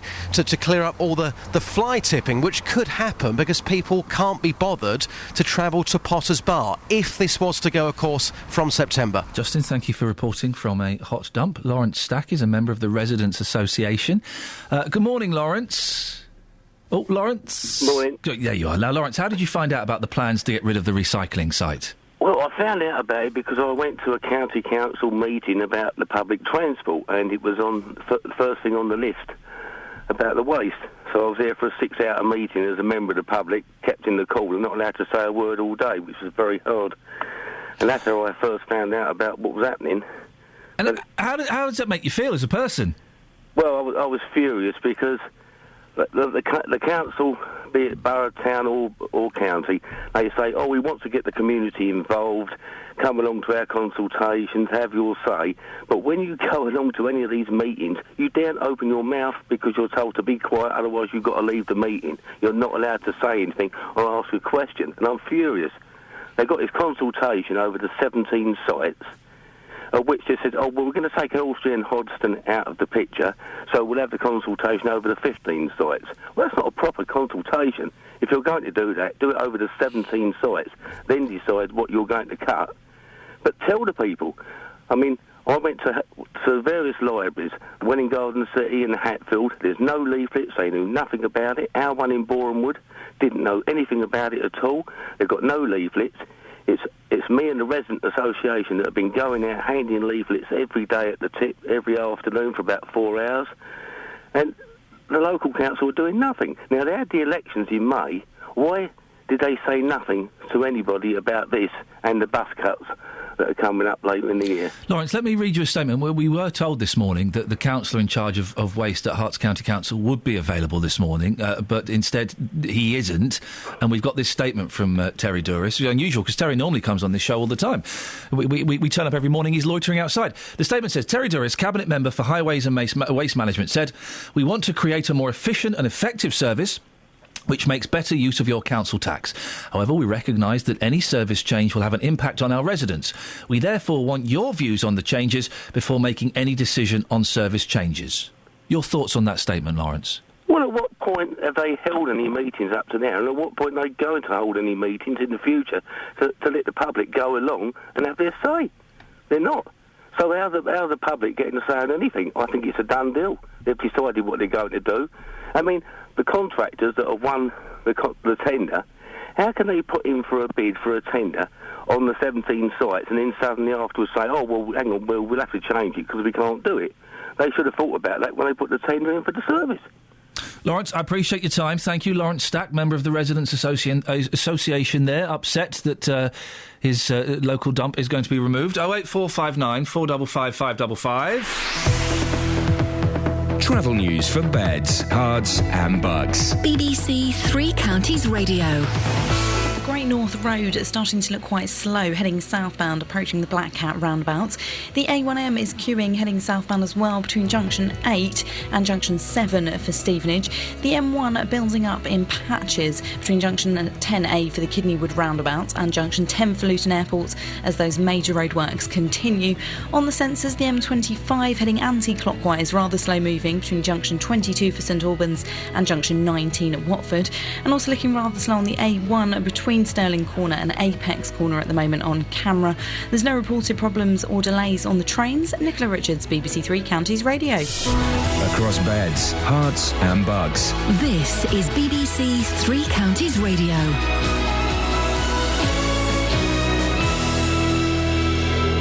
It's 7:30. I'm Jane Killick. Some Muslim women in Luton say they are prepared to join fighters in Syria. It follows a police campaign urging Muslim women to inform on family members planning to fight in the war-torn country. People in Elstree and Boreham Wood in Hertfordshire are angry over plans to scrap their local recycling site. Their nearest alternative involves a 14-mile round trip to Potters Bar. The Israeli army is warning residents in Gaza to leave their homes as it targets leaders of the Palestinian group Hamas. A Hamas official has hinted that the group may now consider the Egyptian peace plan. The weather, sunny and very warm again. On to sport, and we start with last night's football. MK Dons lost 1-0 to Irish Premier League side Drogheda in their second tour match. Young midfielder Dele Alli missed a penalty. Stevenage lost 1-0 in their friendly at Barnet. A young Luton 11 lost 2-1 at Kempston Rovers, with Akeni Amadi scoring for the Hatters. In other friendlies, St Albans beat Dagenham 6-2 and Hemel Hempstead lost 2-1 at Solihull. Chelsea are the visitors to Adams Park this evening as Wycombe Wanderers play Jose Mourinho's side for midfielder Matt Bloomfield's testimonial. Chelsea will field a host of first-team players, and Bloomfield says he's delighted to have secured the fixture. Jose Mourinho will be manager, and Petr Cech, John Terry and Branislav Ivanovic, the three names we've been given that will be playing. So, that's fantastic, bring their wealth of experience and, big game experience. Also, there'll be some exciting players coming through the development squad as well. Liverpool have signed the Serbia international Lazar Markovic from Benfica for an undisclosed fee. In cricket, England bowler James Anderson faces a potential 4-test ban after he was charged by the ICC with misconduct. He's been charged with allegedly abusing and pushing India's Ravindra Jadeja as they left the field on day 2 of the first test at Trent Bridge. The ECB says Anderson categorically denies the accusations. And in the Tour de France, yellow jersey holder Italy's Vincenzo Nibali takes an advantage of 2 minutes and 23 seconds into the 11th stage. BBC Three Counties News and Sport. The next bulletin is at 8. Call 08459 455 555. BBC Three Counties Radio. 08459 455 555 is the telephone number. Pages 4 and 5 of the Daily Mail today, I think, are incredible. It's a huge step backwards, isn't it? Isn't it?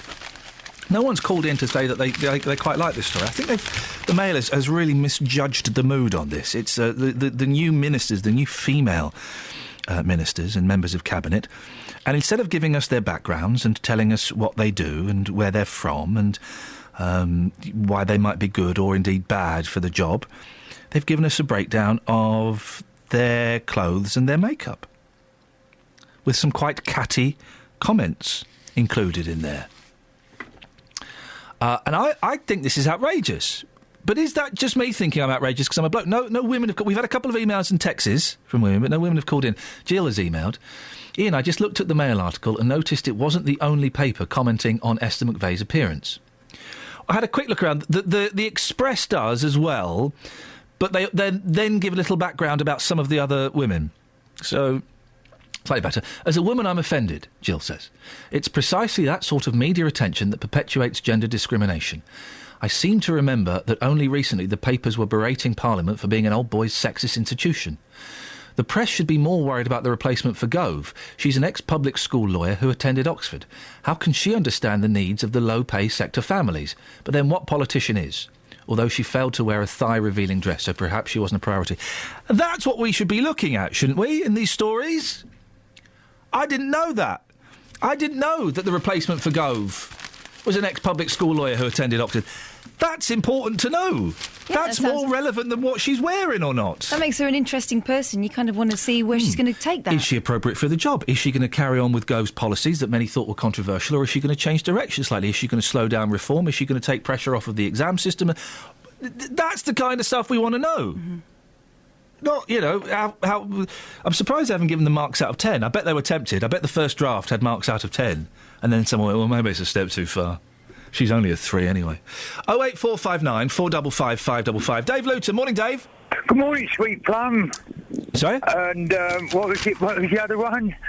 Sugar Plum and Sweet Bum. I'll give you sugar plums in a minute. Yeah, lovely. Yeah. Are they nice? Right, number one, the fire engines were at Aqua Court again yesterday. All right. Yeah. I did see, but they haven't cut the grass in the middle of the busway. Yeah.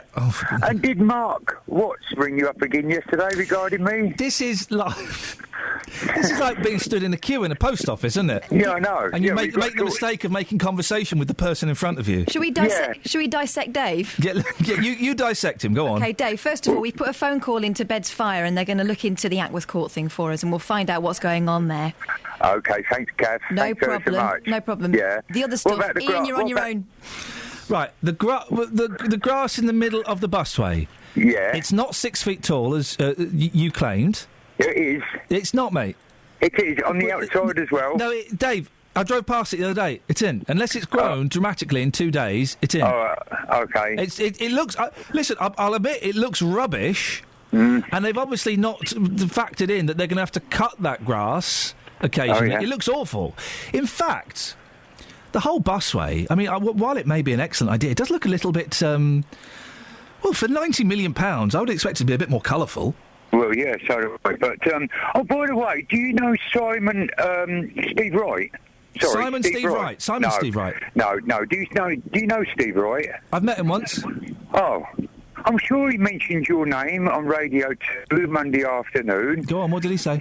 Well, no, I just caught his when he said Iain Lee. No, I don't know if he's you or somebody else, and I thought, oh, blimey, he don't know you as well, does he? I know, listen, Dave, I'm a mover and indeed a shaker in show business. Oh, yeah? Yeah. Dave, are you trying to start a DJ fight? Pardon? Are you trying to start a DJ fight? Yeah, but Ian's not a DJ, is he? Well... Thank you, he's Simon right. Is. He's right. What are you again? Simon?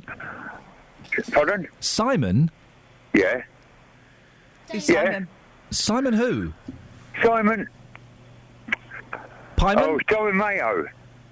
That's his name, yeah. It's Simon Mayo as well, but I don't know if you know him. But Steve Wright was talking about... I'm sure he mentioned your name. What did Simon Mayo say? Because I genuinely have beef with Mayo. No, he didn't mention your name. But then why did you mention his name? That's unfair. Because he's on Radio 2 as well. Brilliant. Brilliant DJs they are. Who? You know what I mean? Simon Mayo and Steve Wright. Simon Mayo interviewed me once. He was very, very rude to me. Oh, was he? Yeah, But like he's a Christian as well. Well, like you are to me? No, he was not quite that rude. Well, I'm glad you admit it. You're rude to me. Oh, very rude to you, Dave. I think you're an idiot. Thanks ever so much, Dave, pal. what are you doing listening to Radio 2 for? No, Radio 2 it's in the afternoon. Was it Radio 2 or 4? Radio 2 or 4. Let's not open that can of worms. I just feel that... I'm not sure that you're their standard of listener. Yeah, but I don't like the cooking programmes like they have in the afternoon on Three Counties Radio. Okay, there we go. The can of worms is open. You tried to put the lid down, Catherine. That can of worms sprung open. So, well, Dave, is that all you've called us for? Well, yeah. All right, bye then. Oh, I miss Dave. Oh, Dave, come back. Dave, you back? I'm here. Yeah. Thanks, Catherine. Thanks, Catherine. He's gone Welcome. now. He's gone now. Anytime, Dave. No, not any time. Hey, by the way, speaking of not any time, Pond Life is coming to an end this week. You reckon? No, I know it is. I'm going to be at Watford Pond this morning, guys. You're going to pull the plug out? They have plugs, don't they? You know canals have plugs in. Yeah. This is no. Don't give me that. Pete is a canalman, so yeah, I do. They have a plug-in. If a canal has dredges. like a giant plug, and you can pull it out, and the water drains away. That's nuts, isn't it? Is it called a plug or is it called a lock? I don't know.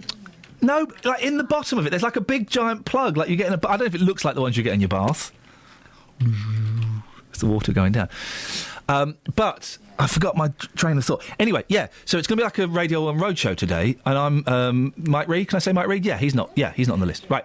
I'm going to be at Watford Pond at 10:30 this morning with Matt Lockwood, and we're going to knock this nonsense on the head once and for all. Try and keep Matt off the heron because we've had reports. Off the what? The heron. Oh, the heron. Yeah. The other, is not my responsibility.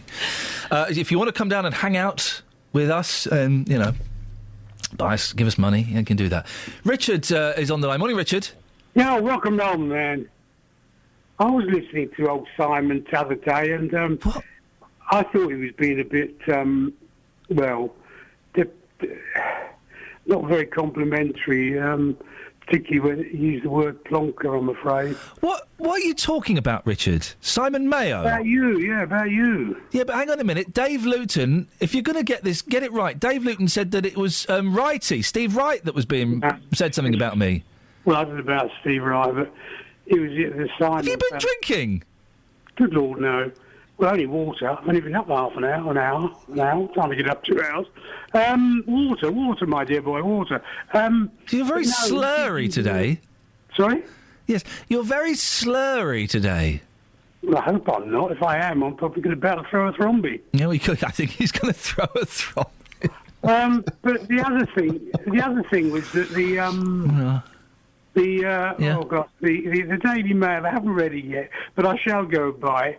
But the reason they concentrate on ladies' legs is because us men love ladies, and we do like a bit of leg. Can you imagine Neil Kinnock walking out of 10 Downing Street and someone said, "Oh, he showed a nice bit of ankle, that kid." But Richard, women like, and I'm going to just take a punt here. Kath? Punt away, my dear. Catherine, women like men's bums, yeah? Well, it depends on the bum. Exactly, you see, Richard. So why don't we get... David Cameron was wearing... David Cameron was... Shut up. Just a minute. No, you shut up. You can't compare apples with pears. A bit of thigh and a bit of leg, fine. But you don't get... You don't get the politicians coming out, dropping their trousers and saying, "Oh, have a look at my botty bots." But you don't get the Daily Mail saying David Cameron was wearing a figure hugging aquascutum suit that really showed off his firm buttocks. You don't get that, do you? We didn't say that about the women. Women like to wear... They've talked about their thighs and whether their jackets are too big or too small and whether they look appropriate. Don't shout at me. Hang on a second, Richard. Say hello to Jane. Hello, Jane. Richard. Hello, Jane. How are you? Rock and roll, rock and roll. How are you? I'm fine. I'm disgusted. I love women, by the way. Pardon? I love women, by the way. Always have done. They brighten up one's life. A nice bit of thigh, a cute cut ankle. Goodness gracious me, a rustle of the skirt. On me soul, where could I go? We're not all swivel sticks, I'm afraid, Fruit Pie. What's a swivel stick? Somebody who's skinny. I don't like skinny women. I like women that've got a bit of body to them, shall we say? Oh, I'm one of those. Are you? Yeah. Where do you live? Aylesbury. Aylesbury? Aylesbury. You have to take me out for a drink. Nothing. I don't like skinny women. Never have done. No. I don't do anything. How tall are you? 5'5". Lovely. What colour's your hair? Salt and pepper. What's salt and pepper? Oh, bit grey. Yeah. I mean, a bit distinguished, I beg your pardon. Yeah. Lovely. Delicious. You know, they're playing my feet tune. Just in. I know. Richard. Well, yes. I'm disgusted with the way Iain treats you. Well, I missed that. I'm disgusted with the way Iain treats you. You know, he's outrageous, isn't he? He is dangerous. He's rude, obnoxious, and he shouts over everybody. I know he does. He's got the manners of a plonker, as he described me. Yeah. Simon. I mean, absolutely. I think it's his age, you know. Could be, yeah. He's catching up with us, I think. What are we going to do about it? I don't know. Give him a slap on the wrist and a kick up the bum. Yeah, absolutely. I'll kick him in his ankle. Yeah, so hit it where it hurts. Yeah, that's true. Teach him a lesson. He can be outrageous. One has to shout back at him. I know. Put him in He's his so face. rude. Yeah, Yeah. Yeah, Richard, I'm on your side, sweet pie. Thanks, Brian. Okay. Take care. Entre mes reins, tu vois et tu viens. Entre mes reins, et je te rejoins. I think it's disgusting. Travel news for beds, cards and bugs. BBC Three Counties Radio. Still rather slow moving on the Great North Road heading southbound at the Black Cat roundabout. Take a look at the M1 at Luton Spur on the sensors. It is building up in patches between junction 10A for the Kidneywood roundabout and junction 10 for Luton Airport. In Bricklewood, very slow moving on the North Orbital Road just off the M25, and the M25 itself looking rather heavy heading anti-clockwise between junction 22 for St Albans and junction 19 at Watford. Also rather slow between 17 at Maple Cross and 15 the M4. There's no reported problems or delays to the trains. Nicola Richards, BBC Three Counties Radio. Thank you, Nicola. 7:46. It's Wednesday, the 16th of July. I'm Iain Lee. These are your headlines on BBC Three Counties Radio. Some Muslim women in Luton have told the BBC they want to join fighters in Syria. Israeli air raids overnight have killed 10 people, including a 5-month-old baby. And the loss of a recycling centre is angering people in Hertfordshire. 08459 455 555. Let's get the weather. Here's Georgina. Beds, Herts and Bucks weather. BBC Three Counties Radio. Hello there. Well, a fine day today. We've got long sunny periods. It's going to be largely dry, very warm indeed. There is a high pollen count though as well. Probably a bit more in the way of cloud this afternoon, but still plenty of sunshine and temperatures up to 25 degrees Celsius. Now tonight there is some rain coming in from the west, but by the time it gets to us it's fairly fragmented, so not everyone will even see that. And another warm night with lows of 16 or 17 degrees Celsius. Tomorrow, largely dry and sunny again. Some fair weather cloud around. Those temperatures gradually creeping up, as is the humidity through the week though. So we're looking at highs of 26 degrees Celsius. So Thursday and Friday nights, particularly sticky nights. Friday is when the temperatures peak, a largely dry day, but we may start to see showers by the evening. And then Saturday there is an early yellow warning in place because we're expecting some rather heavy thundery showers, and they may continue for much of the weekend. So really quite a decent week ahead, but the weekend looking a little bit more unsettled. That's your latest forecast. Thank you.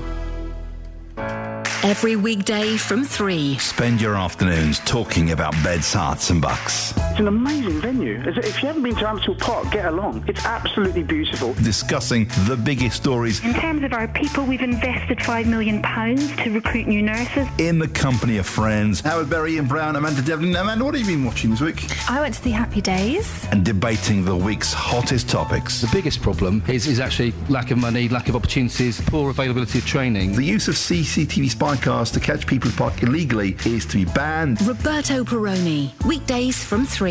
BBC Three Counties Radio. This is Iain Lee on BBC Three Counties Radio. Let's be Avenue. 08459 455 555 is the telephone number. Yet to have a woman call in who is outraged. I don't think that's necessarily too strong a word about pages 4 and 5 of the Daily Mail that highlights the new female members of the cabinet, but highlights what they're wearing and their makeup as opposed to what they have achieved in their life and why they may or may not be suitable for their positions. We've had a couple of emails and texts on it from women, but it's been men calling in, and I'm starting to wonder, is it that thing when white middle-class people call for adverts to be banned because they're racist? So it's white middle-class people sticking up for black people or Asian people?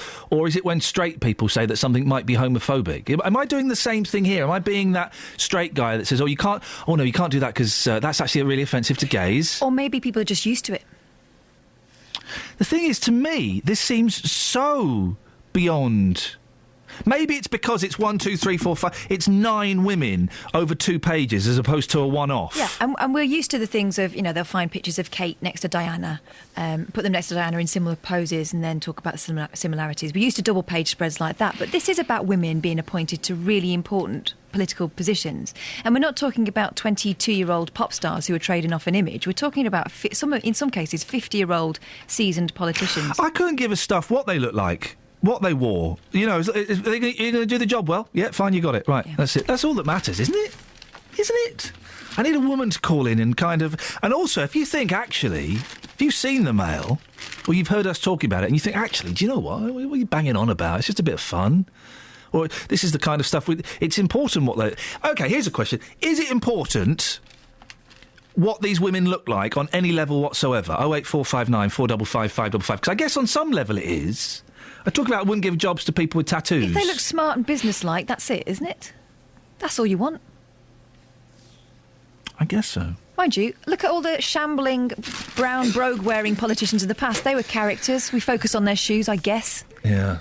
08459 455 555 is the telephone number to give us a call on that. Now, yesterday morning, we heard from a Dunstable woman worried about her disabled son being stranded on his way to college. Brenda Brereton's son, Joshua, can use his free bus pass at peak time in central Beds, but if he has to change in Luton, drivers can't accept it because of the changes that they've made to free driving and free transport for disabled and elderly people. Well, Dave Barrett is from South Beds Dial-A-Ride, and he's been in touch. Good morning, Dave. Morning, Ian. Dave, you were listening yesterday. Thank you for that. You heard the interview. What did you make of Joshua's story? Well, it touched me, Ian, because I think this is a tip of a rather large iceberg in Luton. I wasn't surprised to hear the story, but there's many transport issues in Luton, and being a charity who try to help people who have difficulty using public transport, I thought it was good for us to get in touch and see if we could help. We spoke again to Joshua's mum, and she said one of the solutions that was suggested by Dave Taylor, Councillor Dave Taylor, was that Joshua could get the number 24, which would be a direct route. And Joshua's mum said, that journey takes an hour and a half, and because of Joshua's autism, that would be too long, and he might get very upset. There's only so much, isn't there, Dave, that local councils can do to help people? There is so much they can... we've got this budget issue, obviously, which the council keep blaming the government on shortages, but there are so many exceptions in. They're probably not exceptions because there are hundreds of people now, like Joshua, who are disabled, but also elderly people who have difficulty with transport that need help and can't move around. Social isolation is something that's going to become a real issue. As in Joshua's case, Dave, there are options, and one option is that he gets a bus that takes an hour and a half, and that option doesn't work for him. Does it not? And I'm just playing devil's advocate. Does that not then fall onto the responsibility of the family, that there is an option available to them, it doesn't work for them, so is it then not up to the family to find an option that works? Well, I think that's... I had a long chat with Brenda Brereton yesterday after I was put in touch with her, and she's a very, very determined lady. She's been fighting for Joshua for 20 years and the difficulties that he's had, and she's trying to make their situation more public so she can get more help because she keeps finding brick walls in front of her. So... yesterday, I think, was a breakthrough for her to get onto the radio and talk to you, to raise it with Councillor Dave Taylor, and also, as you said in the interview yesterday, into maybe something else could come from this because it's been broadcast a little wider, and maybe we can help with that. Well, let's see what suggestions you've got in a second. I just want to play this. This is Councillor Dave Taylor, who told us yesterday that Luton Council were considering a number of options for disability transport. Have a quick listen to this. Disability transport. We're working on that at the moment with the demise of Dial-A-Ride. And the situation is that we may be asking Dial-A-Ride to come back into Luton to support disabled transport.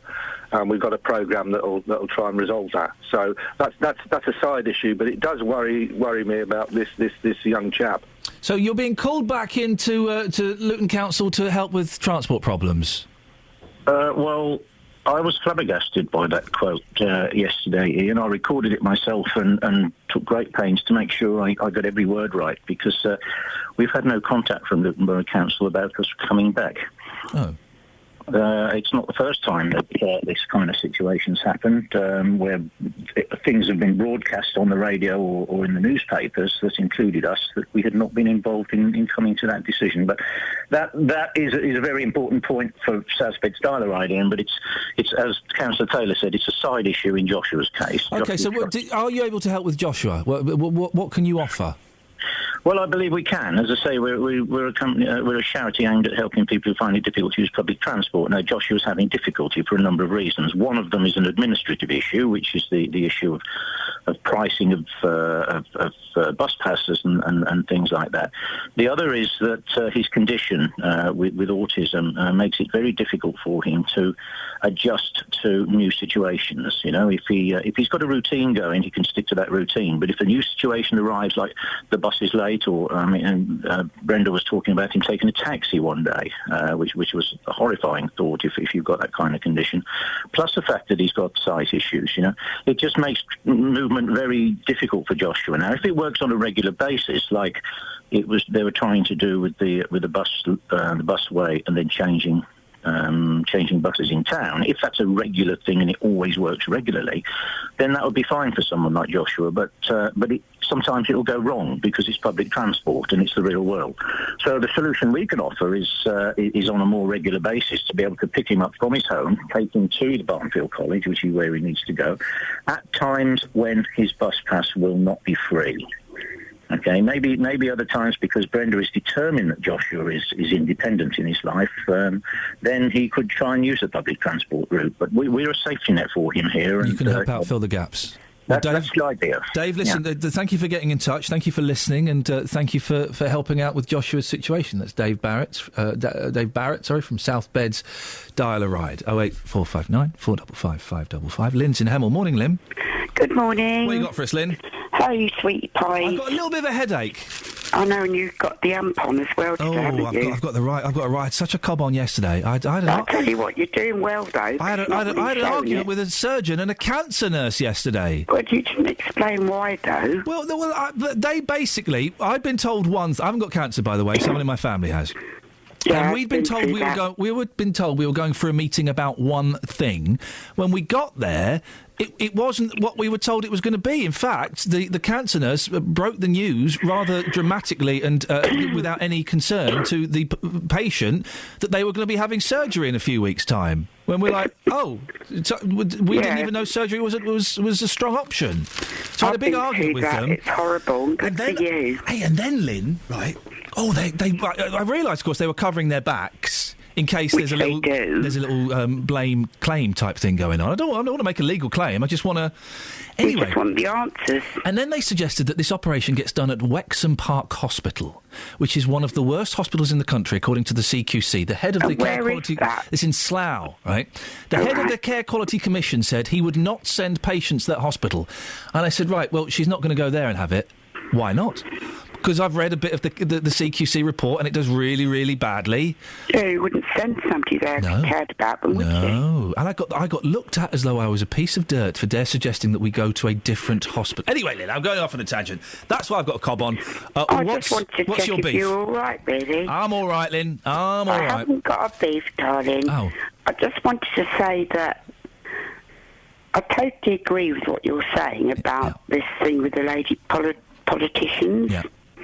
I'm thinking you're about 20 years younger than me, but I'm sure you remember the phrase Blair's babes. Oh, yeah, Blair's babes, yeah. Is it not a little bit? Yeah.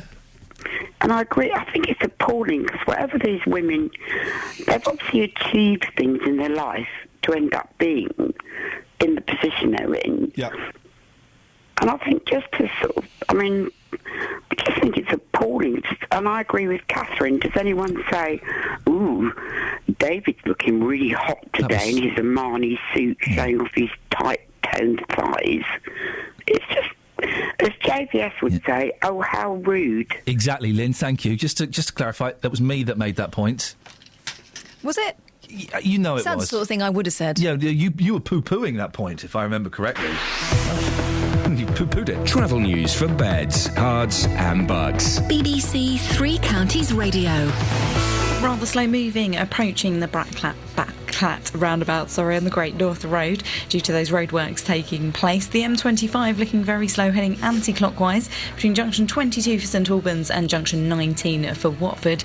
The A1's looking rather slow, heading southbound between Stirling Corner and Apex Corner, and also possible delays on First Capital Connect between Luton and Sutton. Nicola Richards, BBC Three Counties Radio. Thank you, Nicola! 08459 455 555. The Daily Mail really has... Blair's Babes was about 15 years ago, though, so to still be doing that kind of coverage now, 2014, is that right? Local and vocal across beds, hearts and bucks. This is BBC Three Counties Radio.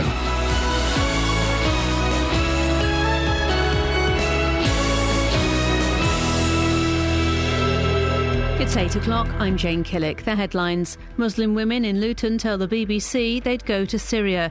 Anger from Hertfordshire residents about to lose their recycling centre, and researchers say telling someone they're pre-diabetic is not helpful. BBC Three Counties Radio. Some women in Luton say they're prepared to join Muslim brothers and sisters in the fighting in Syria. It follows a campaign by police forces nationwide urging Muslim women to inform on family members planning to fight in the war-torn country.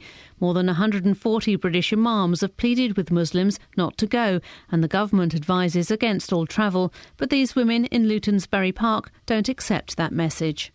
If I had the opportunity, I would definitely go to Syria to help out the Muslim brothers in need and sisters. Like the Prophet ﷺ said, we're one body. If one part aches, the whole body aches. Yeah, so I would definitely fight for them. If they want to go out there and support their family, good for them. It's a good cause as well, isn't it? Reports from Gaza say Israeli air raids overnight have killed 10 people, including a 5-month-old baby, taking the number of Palestinian deaths since the current round of hostilities began to just over 200. The homes of some Hamas leaders were targeted. Residents of Elstree and Boreham Wood in Hertfordshire are angry over plans to scrap their local recycling centre. Hertfordshire County Council is reviewing the use of 17 sites in the area and have proposed to close the one in Elstree. The nearest alternative is a 14-mile round trip to Potters Bar. Lawrence Stack is from the Elstree and Boreham Wood Residents Association. It would be a disaster with all the build and all the rubbish people have got. People will fill up other bins, they will send stuff to landfill. And it's too far to go to Potters Bar. Why should we have to suffer for everybody else when we can have a possible 50,000 people as a population in the town? David Cameron will complete his reshuffle this morning with the appointment of some junior ministers. He'll then face Prime Minister's questions before heading to a summit in Brussels, where he'll lobby for the UK's next European Commissioner, Lord Hill, to be given a key role. 2 women and a man were injured in a road crash yesterday in Luton. Ambulance crews say all 3 were put on immobilising spinal boards as a precautionary measure and taken to hospital. The collision happened at midday yesterday on Crawley Green Road. Medical researchers say there is no benefit to the widespread practice of telling people with higher than normal blood sugar levels that they are pre-diabetic. More details from our health reporter Helen Briggs. If you have higher blood sugar levels than normal, but not high enough to be classed as type 2 diabetes, you may be told by a doctor you have pre-diabetes. A third of adults in England would fall into this category. However, only about 1 in 10 would go on to develop type 2 diabetes each year. Now, researchers are arguing the label's unhelpful and has virtually zero clinical relevance. But Diabetes UK says identifying those at high risk gives them the chance to change their lifestyle. In football, MK Dons lost 1-0 to Irish Premier League side Drogheda last night. Stevenage lost 1-0 in their friendly at Barnet, and a young Luton 11 lost 2-1 at Kempston Rovers. The weather, a fine and dry day with some good spells of sunshine and a high of 26 Celsius. And get the latest news and sport online at bbc.co.uk/3counties. BBC Three Counties Radio's big tour of beds, hearts and bucks. Absolutely picturesque, beautiful bridge to drive over. It's all about where you live. Nice quiet village just on the outskirts of Bedford Town Centre. And all this week we're featuring some of our North Bedfordshire villages. It's always been a lovely village, low local, and quiet. It actually has everything anyone could want in a village. The big tour of beds, hearts and bucks. BBC Three Counties Radio.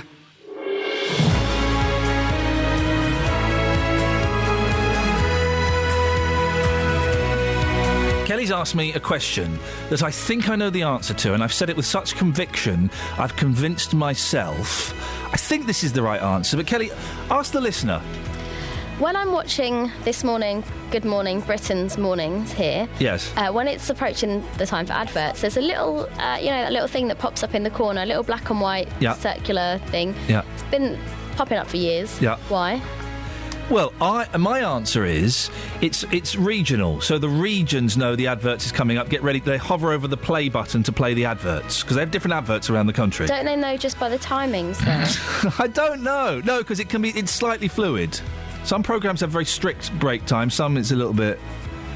But why don't they have it when its adverts are coming to an end? To let them know that would be their last advert. So she's got me. She's got me.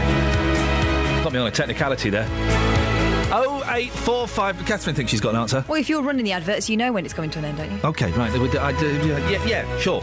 08459 455 555 is the phone number. Other things.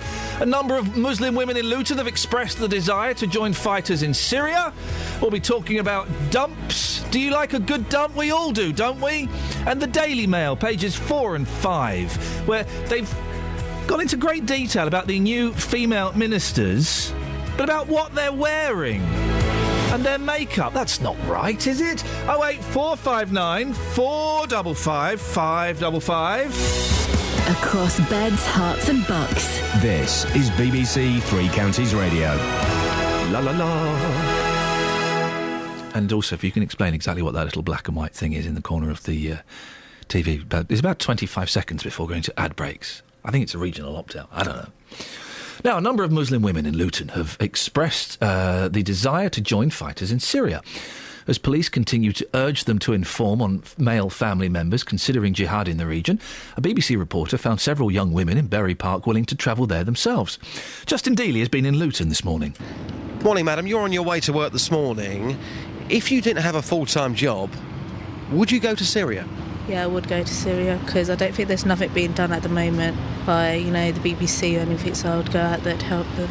They're not helping enough, broadcasting it around the whole of the world. So, yeah. I think because they're not reporting what is actually going on in Gaza, I think that's why everyone's angry about it.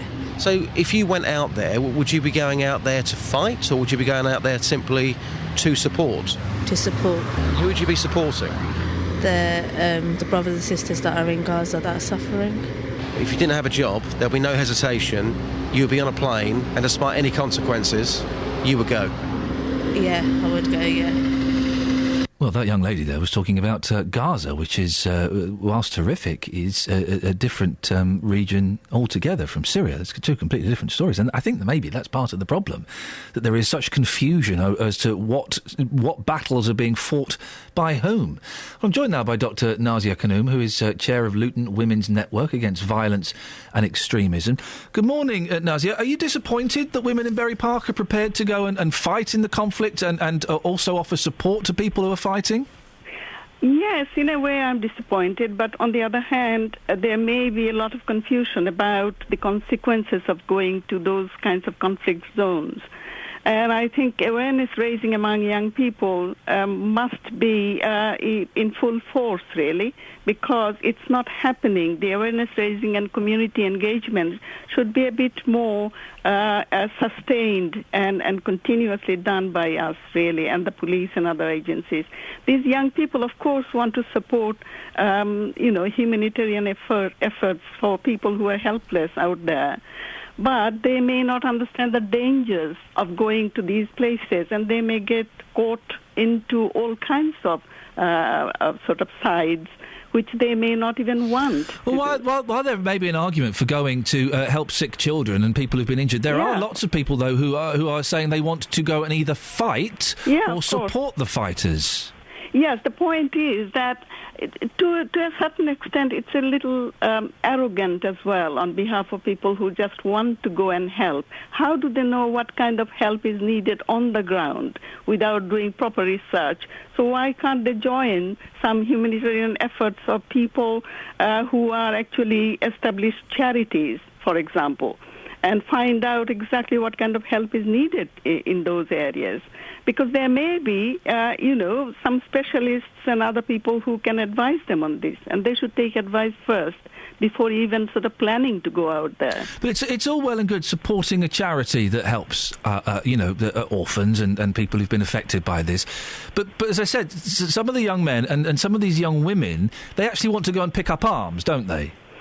If they want to do it, and if they don't do it, there is a difference there. Yes. Yes. So I think some of the people who are talking to you or some other people may be just sort of expressing a wish, but that may not come into fruition.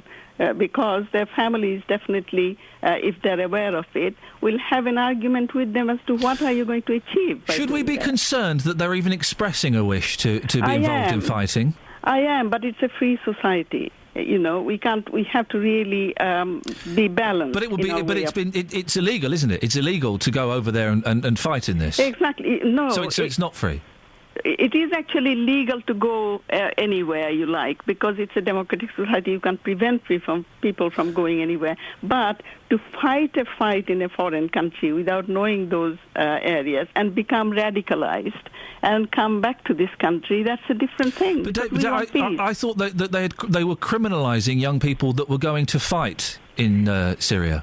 I don't think criminalisation will be accepted per se, because people will have to really have evidence before criminalising anybody that they have done something criminal. You can't just criminalise people just because they wish to go and help people.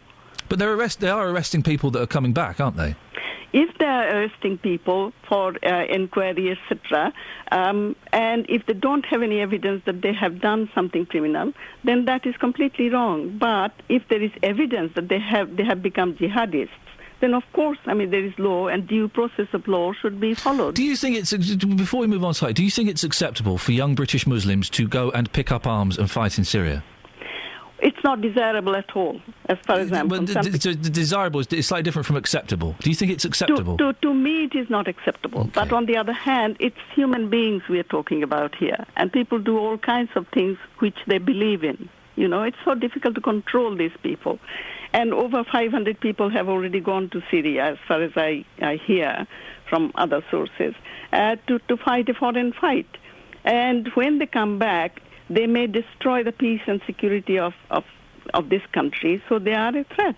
What is the Luton Women's Network Against Violence and Extremism doing to help this? I gather you've distributed a leaflet. Yeah, because I think the counter-narrative to these twisted jihadist views should be actually circulated widely, and we have produced a leaflet and saying what true Islam believes in. Is a leaflet really going to change the mind of somebody who thinks that it's okay to go and get involved in these fights? No, not per se. But on the other hand, if it is actually raising awareness of various family members, particularly women, they can see the attitude of these young people. They can see changed behavior of these young people and take a stand and have a communication with them, have a dialogue with them.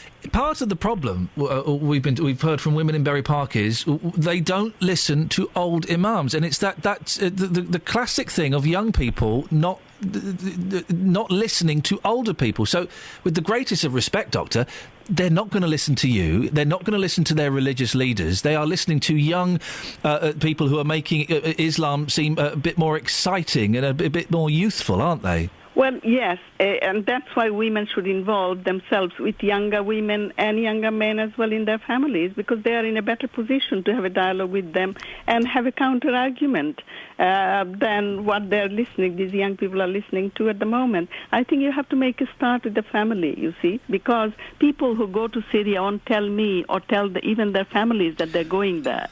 But we've had examples, haven't we, recently of young men in particular who've gone off to Syria, but also young women, those two young sisters, where the family have come out and said, "Come back! We don't want you out there. Come back." They don't listen, do they? But we have to make the families aware before they go as to what changed behavior they are watching, they're observing, and what kind of warning signals they're picking up.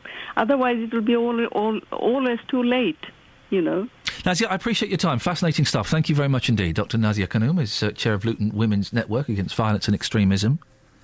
Thing is, when you're 16, 17, 18, 19, 20, you don't listen to your mum. You don't listen to your dad because you know best. You are immortal.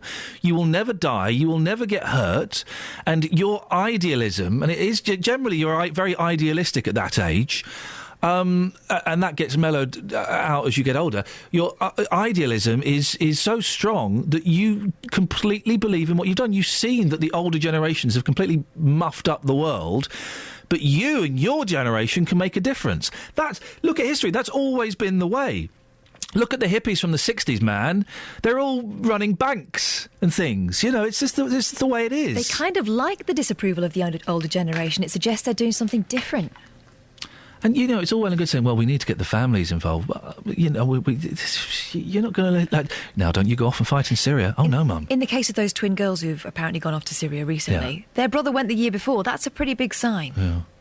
But, kids that age can keep secrets. They're pretty independent. 08459 455 555 is the telephone number if you want to give us a call on that or any of the other bits and pieces that we're talking about. It's 8:15. Let's get the travel news now. Travel news for beds, cards and bugs. BBC Three Counties Radio. We're getting reports in of the A1M heading southbound being partially blocked just at junction 7 for Stevenage. That's due to an accident that's happened there. Looking busy to junction 10 for Baldock. The M25 heading anti-clockwise. Very slow moving between junction 22 for St Albans and junction 19 at Watford. And take a look at the A41. That's looking rather heavy heading southbound at junction 20 for the M25. On the trains, possible delays of up to 15 minutes on First Capital Connect out of Luton and King's Cross. That's due to a signal failure. Nicola Richards, BBC Three Counties Radio. Thank you, Nicola. Right, 8:16. It's there we go. It's, the chink of a cup, as it's put down. It's Wednesday, the 16th of July. I'm Iain Lee. These are your headlines on BBC Three Counties Radio. Some women in Luton say they're prepared to join fighters in Syria. People in Hertfordshire are angry they're about to lose their recycling centre. And in last night's football friendlies, both MK Dons and Stevenage lost 1-0. BBC Three Counties Radio.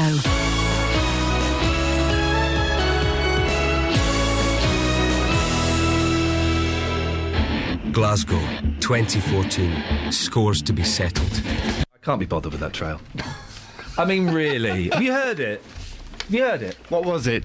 Glasgow, 2014. Scores to be settled. It's the Commonwealth Games. Oh. More sport. Basically, more sports is happening on the... Hey, BBC, here's a suggestion for you.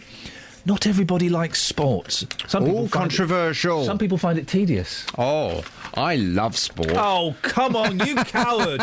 Is your contract up for renewal or something? No, I'd rather cut my limbs off and eat them than watch or listen to sport. And I would pay to watch that happen. Really? I really, really would. Oh. Yes.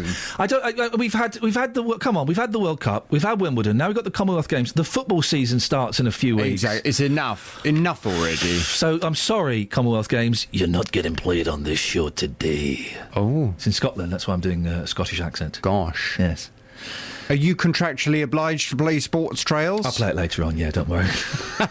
Just before my show. Yeah. Thanks very much. What is on your show this morning? Coming up this morning on the Big Phone In from 9. Yep. Should you just be banned from driving if you're caught using your mobile phone? You've seen this story today. Yes. The Minister in charge of Transport says he'll consider doubling the number of points you'll be given if you're caught using your mobile phone behind the wheel. Currently, you can be given 3 points, but Patrick McLaughlin MP has been advised by the police so many people are being injured or killed by drivers texting or making calls, it should be raised to 6 points immediately. The latest figures show that 23 people die every year because someone was using their phone, and around 74 people are seriously injured. Last year, the Transport Research Laboratory produced evidence that using your phone behind the wheel can be more dangerous than being drunk. Well, if you're drunk in charge of a car, you can get 6 months in prison and you'll be banned from driving for at least a year. So is it strange that the punishment for using your mobile phone isn't as serious? From 9 this morning, I just wonder whether it's time to ban people from driving. If you're caught using your mobile phone, enough's enough. Perhaps that's the only message that's going to work. Because how often do you see it? There will be people in their cars listening now. Look to your left and to your right, and you'll see someone doing it. Exactly. Definitely. And why do they do it? Because they think, well, if they get caught, it would just be a couple of points on the licence or a ticking off from the police officer. Perhaps if everyone knew that if you are caught using your mobile phone behind the wheel... that's it. You're going to lose your licence for 6 months or a year. Would that then stop people, finally, from breaking the law in this way? Could be. From 9 this morning, I want your views on this, your reaction. Should you just be banned from driving if you're caught using your mobile phone? Get your call in after 9 on 08459 455 555. Across beds, hearts and bucks. This is Iain Lee. BBC Three Counties Radio. Outrageous behaviour. 08459 455 555 is the telephone number if you want to give us a call. We've been talking about dumps. We all like a good dump, don't we? I love a dump. Very useful. It just gets rid of so much stuff you don't need, doesn't it? Mm-hmm. But there's talk of closing the dump, the Elstree tip, which is a great shame. It's not a tip I'm particularly familiar with. No, but it serves the people of Elstree and Borehamwood, and otherwise they fear they might have to go to Potter's Bar. Exactly, and well, you can give us a call this morning. We've not been taken up on offers on the best thing you found at the dump. I found records. I think we might have found the best things though. You've found records. An accordion, yeah. My dad brought home a beautiful accordion. I got rid of it recently. I've got no idea why I got rid of it. I do know, actually. It was taking up a load of space and I can't play the accordion. So 08459 455 555. Leon Reef is online. Morning, Leon. Morning, Ian. Now, Leon, you are the leader of Labour, the Labour Party and spokesperson of Highways and Waste Management. Yes, at the county, yes, OK. Right, what's your take on this? Well, basically, there are two scenarios here. The first is obviously the one that everybody's worried about, that Elstree and the Hoddesdon sites will close, because the original consultation, which started a little while ago now and is going on, I think, until September, designated that the Elstree and Hoddesdon sites wouldn't be considered. They were suggested for closure, which means that the actual consultation is skewed because it's only using 15 out of the 17 sites. Yeah. Now, we understand, of course, that the government pressures are that the county have to make savings. We like to call them cuts because that's what they are. Frankly, you can't have a consultation, a fair and transparent consultation, if you don't include all of the sites. And our motion yesterday to county was about that. OK, so if you were in power, you'd keep it open, would you? Where would you get the money from? Well, it's interesting you should say that, Ian, because just recently the county had their annual report published, and in it there are a number of figures which include the usable reserves. Now, the usable reserves total to £156 million. And we're talking here about saving around about £600,000 to £700,000 a year over a period of 4 or 5 years. Now, this council, Hertfordshire, are very good at telling people what they're going to cut. In line with these cuts to the closures to the proposed closures and changes to the waste and recycling centres, there is also they plan to take out £700,000 from the bus services next year. And children's services are going to be hit too, 1.89 million. And also the countryside management service, which the proposal is to take £150,000 out of that. Now, we are opposed to all of that. We've said the amounts that they're talking about compare favourably with what you can use from the usable reserves. Right, so if you were in power, you would keep this tip open? Well, look, it was the choices that the Conservatives have made over, Leon, of course, all of the, Leon, if you were in power, would you keep this tip open? we'd look at what needed to be done, but I would be quite honest about this and say, there is no point in closing waste and recycling centres now, because what you're going to get, it's a fool's errand. Because what you're going to get is, I'm not saying people are going to jump in their cars and not go to sites and fly tip, but what you're going to get is you will get extra fly tipping. But you can't guarantee that if Labour are in power that you would keep this tip open. No, I actually will guarantee it, because frankly, I'll tell you something now. We have got government targets to meet on recycling, and those targets will now go down because people will not recycle. Okay. They'll put the recycling goods into the ordinary waste bin. Those waste bin will be collected. They will go to landfill. Landfill costs us extra money to pay in tax to the government. So if you were in power, you would keep that tip open. There is no savings here. You would keep that tip open. Absolutely, yes. Yeah, thank you very much indeed. We've got to Leon Riff, thank you very much. Steve's in Bushy. Morning, Steve. Good morning to you. Steve, you've got a comment on this story. I've got a big comment. Basically, this is all a matter of greed. Oh. The actual site that we're talking about is prime development site, and I will guarantee that some developers have approached the council or whoever and offered them a ridiculous amount of money for this site. That's what it's all about. It's only greed. That site is worth fortunes, believe me, absolute fortunes. So what, you think they're getting rid of it, not just to save a few grand, but that they're going to sell it for a shed load of money? Absolutely. That's bottom line, yeah. And how do you know this, Steve? I don't know it, but I don't know it, but I will guarantee if that site gets sold within a year or within 2 years, it will be developed. Is that necessarily a bad thing? Well, I suppose they build like loads of flats and stuff. We need more properties, don't we? They've got plenty of space in Borehamwood and Elstree to build, plenty of land. There's no shortage. It's pure greed. You watch this space. Say I said so. Steve, when I'm living in my luxury apartment on what was formerly Elstree Tip, I shall invite you round for a cup of coffee. I look forward. And I will pat you on the back. Steve, thank you very much indeed. 08459 455 555 is the telephone number if you want to give us a call about any of the bits and pieces, what we are talking about. Should we have a quick look at the front pages? Yeah, I'm getting a little bit of a headache. Kels, could I get a glass of water, please? I'm going to take some drugs live on air. How's about them apples? The front page of the Times, Downing Street detox, Gove axed from education after election guru warned Cameron of negative poll findings. This whole cabinet reshuffle, by the way, is because a focus group has said to David Cameron, hey man, you need to change things, otherwise you're going to do badly in the election. You need more women. You need to get rid of people like Gove because they are toxic to the brand. That's all it is. It's not necessarily about the politics. Michael Gove was removed as Education Secretary after David Cameron's election guru warned about his toxic polling. Mr Gove paid the price as the Prime Minister reshaped his cabinet into an election-fighting unit. It's all because loads of polls and focus groups and things have said you need more women. That's what it is. Mohammed's in Luton. Morning, Mohammed. Morning. What you got for us? I was just going to make a point about all this sort of negative news that we seem to hear on various different media, formats of media about Syria, and more importantly about people going over there. Everyone seems to focus on people going over there to fight in this war. Yeah. But you don't sort of hear enough about all the sort of positive stuff that's going on, and I'm talking specifically about giving aid in charity.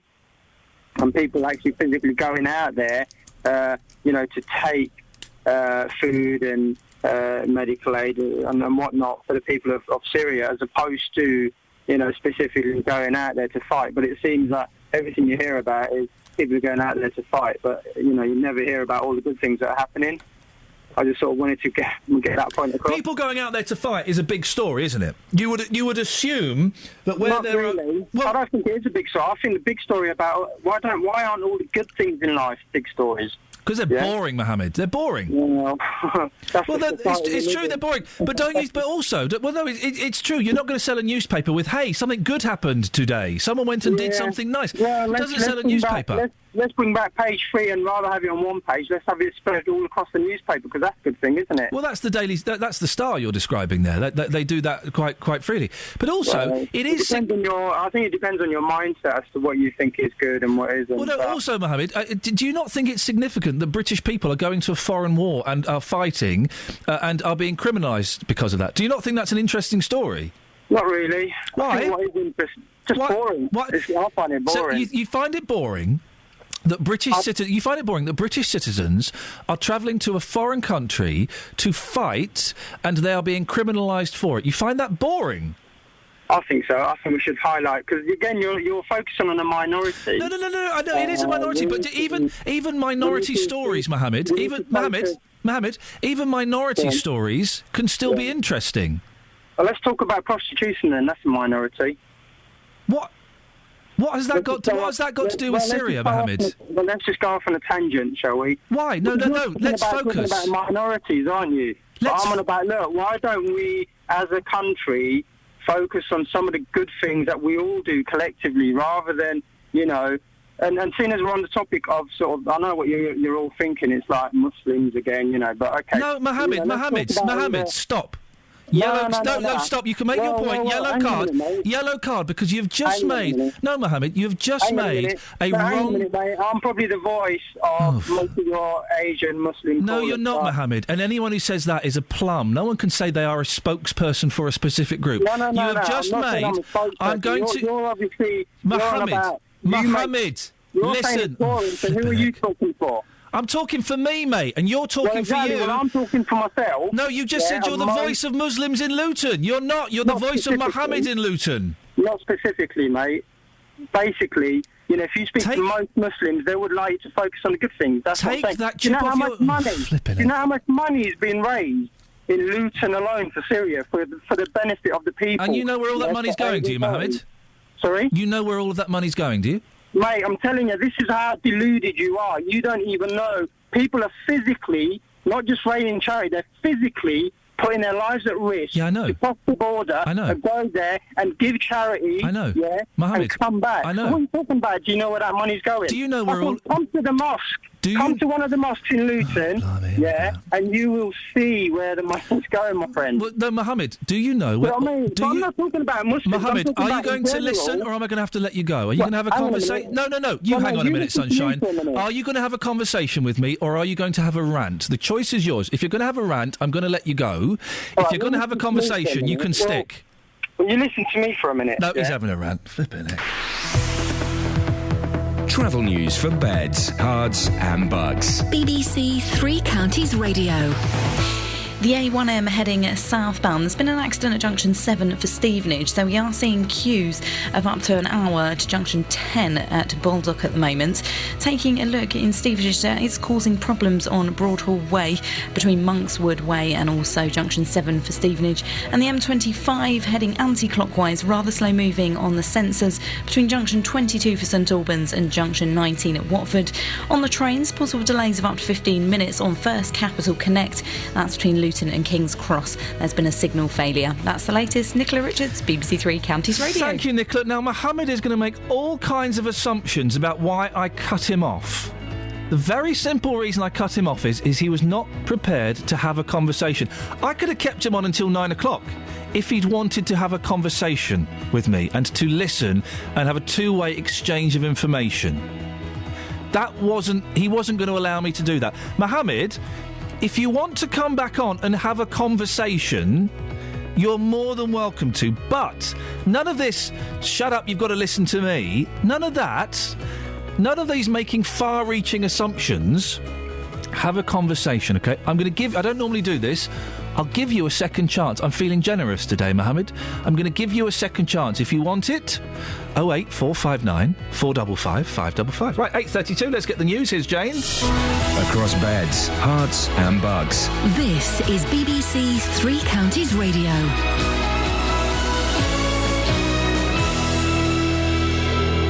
Good morning. The headlines. Some Muslim women in Luton say they are prepared to join fighters in Syria.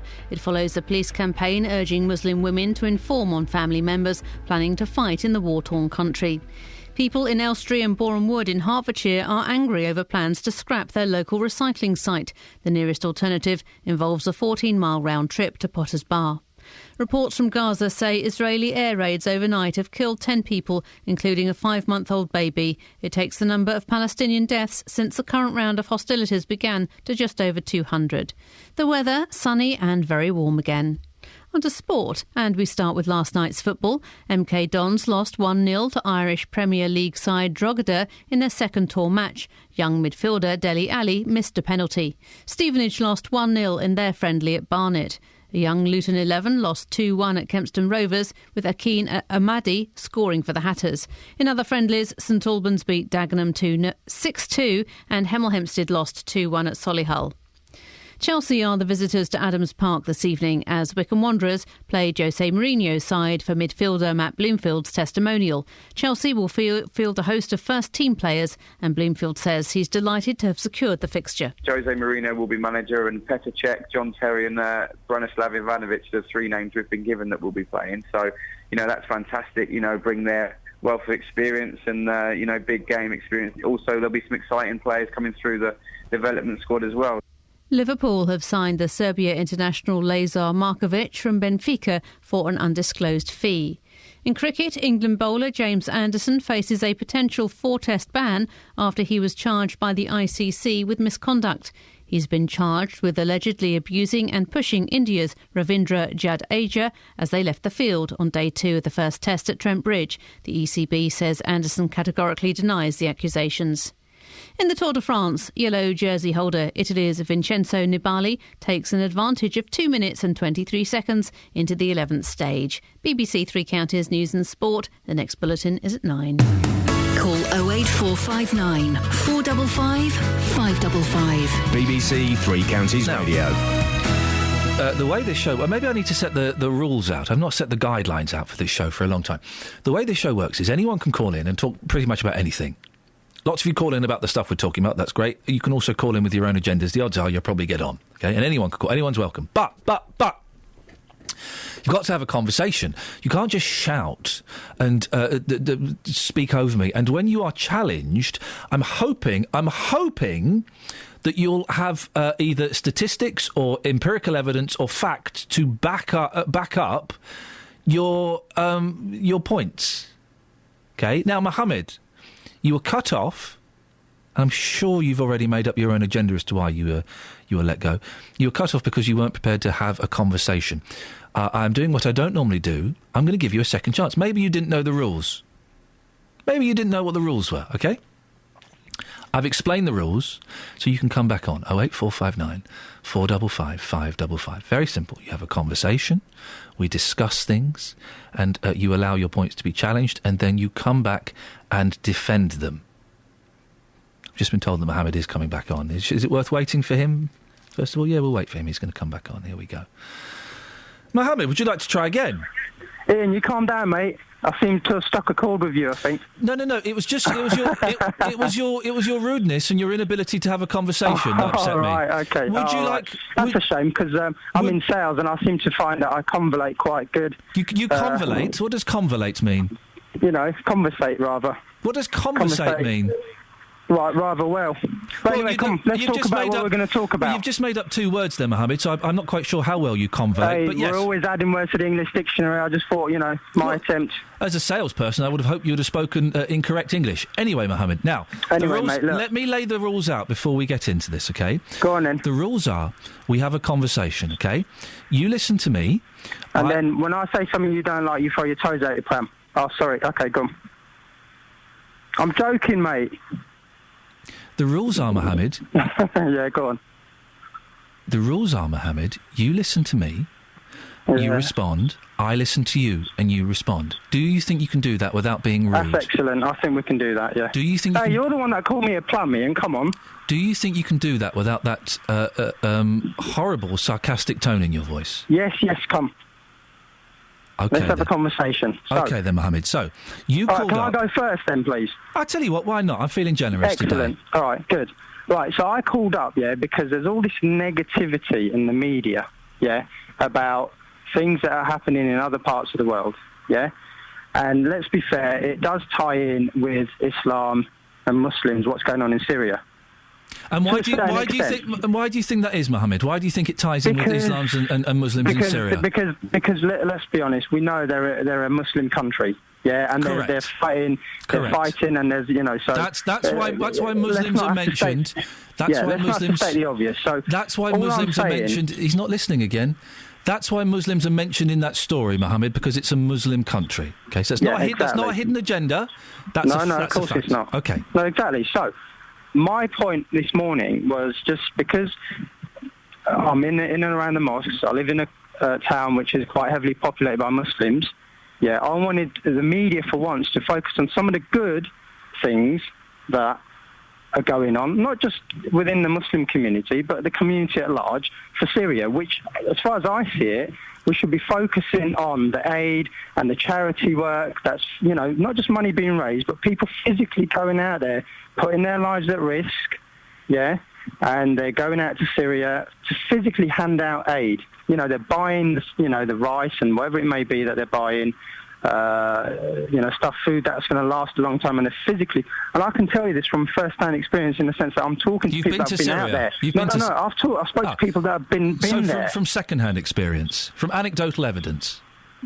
First-hand experience. No, Mohammed. Yeah, I know. Okay, we have to be specific in this conversation, Mohammed. In this conversation, yes, we will be specific. All right, so you want to pick holes in everything I say? Okay, no, Mohammed. No, okay, Mohammed. all right, so second-hand experience. Yellow Let me card. finish. No. Let me finish. No, we've stopped on a little point. You can carry on and make your point in a second. Yes, when we have conversations, I kind of like to be specific and accurate. So you've not had first-hand experience. You've got anecdotal evidence. Carry on. That's fine. Yeah, okay. So, but your response to me this morning in our first conversation was, it's boring. Yeah? But you're not realising what you're doing to a community then. Yeah, what am I doing? Mohammed, calm down, fella. You want to tell the negative side of what's going on. Mohammed, calm down and listen. I am calm, mate. Remember the rules. Stay calm. I am calm, mate. Mohammed, remember the rules. You need to stop interrupting me then, don't you? Mohammed, stay calm. Remember the rules. We're having a conversation, okay?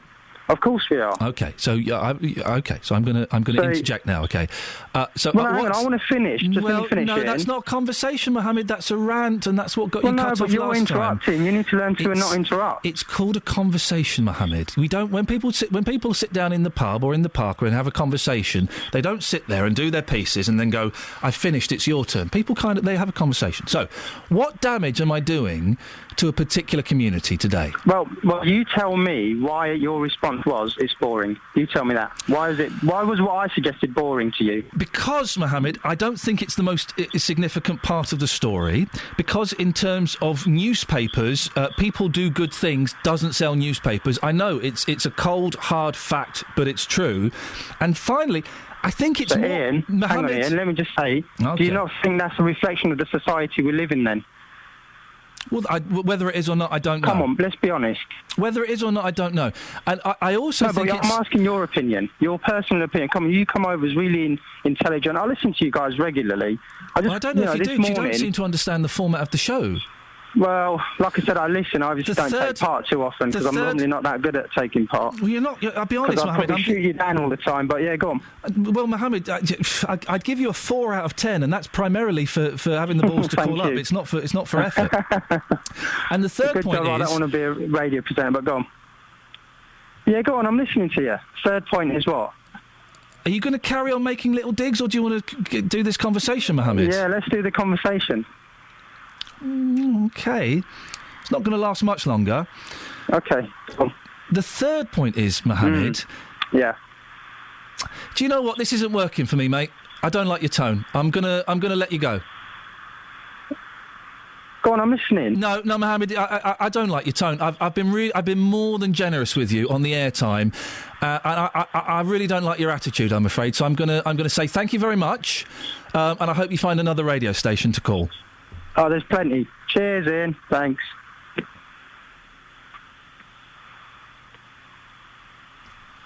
Okay. 08459 455 555. If you want to hear that Orquado Radio again, you can in this week's podcast. Crikey. I gave him plenty of opportunity. Didn't I? Wonder what he sells. Listen, anyone is welcome. He's had what's he had? 15 minutes, 20 minutes of radio to make a point. Come on, make your point. Even if I disagree with it, particularly if I disagree with it, that's when it gets fun for me. Just don't do the sarky little digs and jibes and things. Ron's in Luton. Morning, Ron. Good morning. Ron, what would you like to say?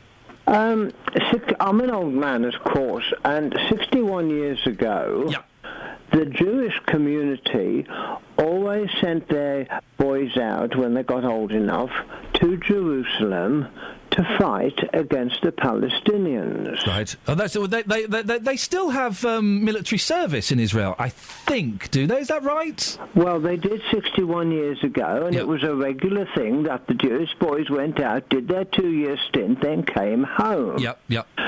Now, 61 years, we listen to what's going on in Israel today, and you think, oh, it's just started. But, of course, it didn't. It was 61 years ago it started. Yep. And the boys used to go out, and some came back, some didn't.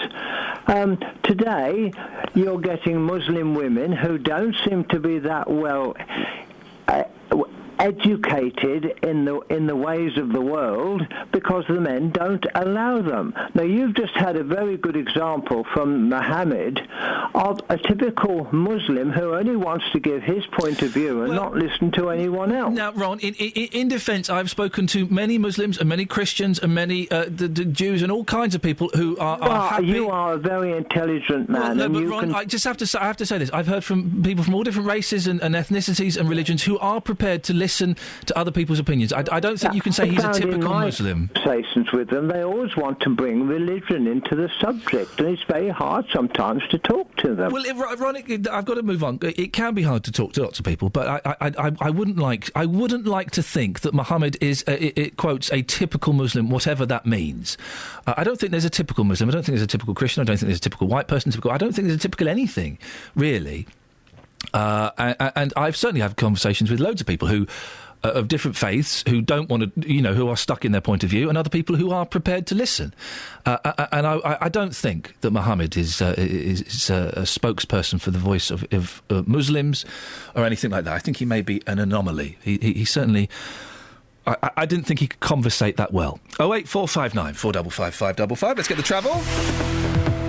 Travel news for beds, cards and bugs. BBC Three Counties Radio. Looking rather slow at the moment on the Great North Road, heading southbound at the Black Cat roundabout, and the A1M heading southbound, taking about half an hour to get through at the moment. Junction 7 for Stevenage and Junction 10 for Baldock. There's been an accident there causing delays. Taking a look at the A414, that's looking rather slow at the moment around the Park Street roundabout, and the M25 heading anti-clockwise, slow moving between Junction 22 for St Albans and Junction 19 at Watford. On the trains, possible delays of up to 20 minutes on First Capital Connect between Luton and King's Cross. Nicola Richards, BBC Three Counties Radio. Nicola, thank you very much.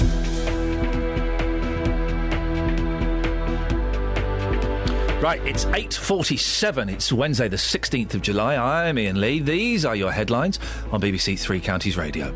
Some women in Luton say they are prepared to join fighters in Syria. People in Hertfordshire are angry they're about to lose their recycling centre. And in last night's football friendlies, both MK Dons and Stevenage lost 1-0. Last 14 minutes of the show, now would be an excellent time to give me a call. 08459 455 555. Before I speak to you, let's get the weather. Here's Georgina. Beds, Herts and Bucks weather. BBC Three Counties Radio. Hello there, a fine day ahead of us today, but also a high pollen count. We've got long periods of sunshine, largely dry, with temperatures reaching 25 degrees Celsius, a bit more in the way of cloud this afternoon, but still plenty of sunny spells and clear spells for tonight. Another warm night ahead with lows of 16 degrees Celsius. Now, there is some rain coming in from the west. We may not see any of it. If we do, it's most likely just to sort of tickle sort of the western parts of the area. Tomorrow, a largely dry and sunny day with some fair weather cloud around, temperatures up to 26 degrees Celsius. And on Friday, those temperatures peak, looking at like they'll reach the high 20s, perhaps even low 30s, and a largely dry day. We may start to see showers in the evening, though. Saturday, there is an early warning in place for rain because we're expecting some rather heavy thundery showers, and they may continue on Sunday as well. That's your latest forecast. Nick Coffer, across beds, hearts and bucks. I'm at Bletchley Park today for a very, very important special occasion. For me, being out of the studio is about putting faces to names and bringing to life all that's brilliant about beds, hearts and bucks. If you know the high street here and you've never seen what goes on behind you, you really should, because it's like a whole new world. Nick Coffer. I think for my listeners, they get a chance to hear about places they may never have visited. In fact, they may never have heard of. And also, they hear the stories from the people that bring those places to life. That is one of the mysteries of Abbots Langley Fire Brigade. Nick Coffer, across beds, hearts and bucks, on BBC Three Counties Radio. Let's go to Dave in Dunstable. Morning, Dave. Morning, Ian. Dave, what you got for us? Well, all I'm going to say is that this thing about women volunteering to go and do sort of like charity work in war zones is nothing new, is it? They were doing it during the First World War. Yep. And that was about the sort of like mass social media we've got nowadays. They were still volunteering. Oh, and people will always volunteer to go to places and do things. I mean, the story today is that we're not quite sure what these women from Bury Park, what they would like to do, whether they're going to offer medical aid or charity assistance or fight or help. You know, we don't quite know what the background is, and I think we should perhaps investigate further to find out exactly what it is they're going to do. But also, the story of, hey, people do good things, it may be society, it may be the world, that doesn't sell newspapers. It doesn't sell newspapers. That's true, but it's always, all I'm trying to say is it's always gone on. It's always gone on, yes. That's the only point. And also, Israel still do the national service now. They do still. And do you get called, if you're living in, like, England or something, do you have to go back and do it? Well, when I lived in South Africa, my friend in South Africa was Israeli, and he had to go and do it, and he was like in his 30s. Oh, blimey, yeah, you've got to go and do 2 years. Same in the Greek. The Greek have national service. The Greeks have national service. But if you're well connected, like my wife's cousin was, you get to guard a museum for 2 years. In Spain, you can do that too, and you can do a sort of community service rather than a national service. It's funny. It all depends, though, on how good your argument is. It all depends on who you know and how much dosh you got in Greece. That's certainly the thing there. Leslie's in Luton. Morning, Leslie. Good morning, Ian. Leslie, what would you like to say? I work with Muslim guys, and on one night, one of my Muslim colleagues, he came in and he said his family they were on the way to Syria with humanitarian what you call it, and they said as a charity they collected money and they get blankets and food and things, and they said there's a lot of some other Muslim who does these charities. The problem is when there are good things done in the community by the communities. The media doesn't pick these up because, as you said earlier, it's not news. They only picked up the thing they want to pick up the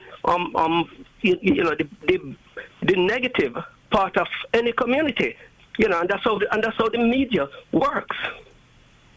I'm trying to think what we have turned down stories on this show of a person does a good thing.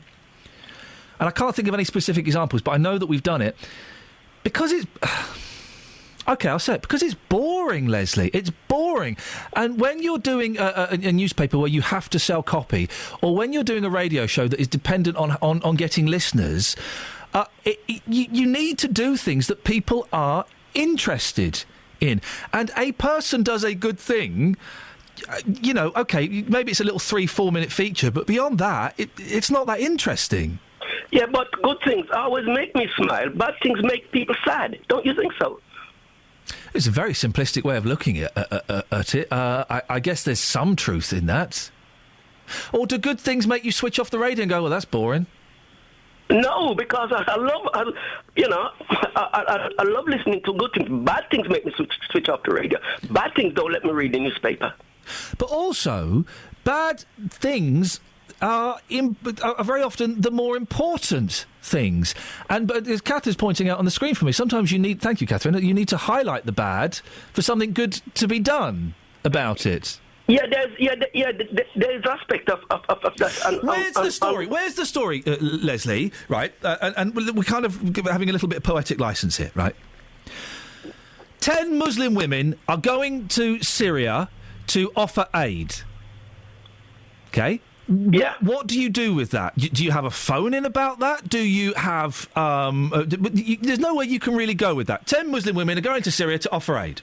Do we know what aid they're going into? Okay, and this is completely poetic licence, Leslie. You're indulging me in a fantasy here. 10 Muslim women are going to offer aid to orphaned children in the Syria conflict, okay? Right.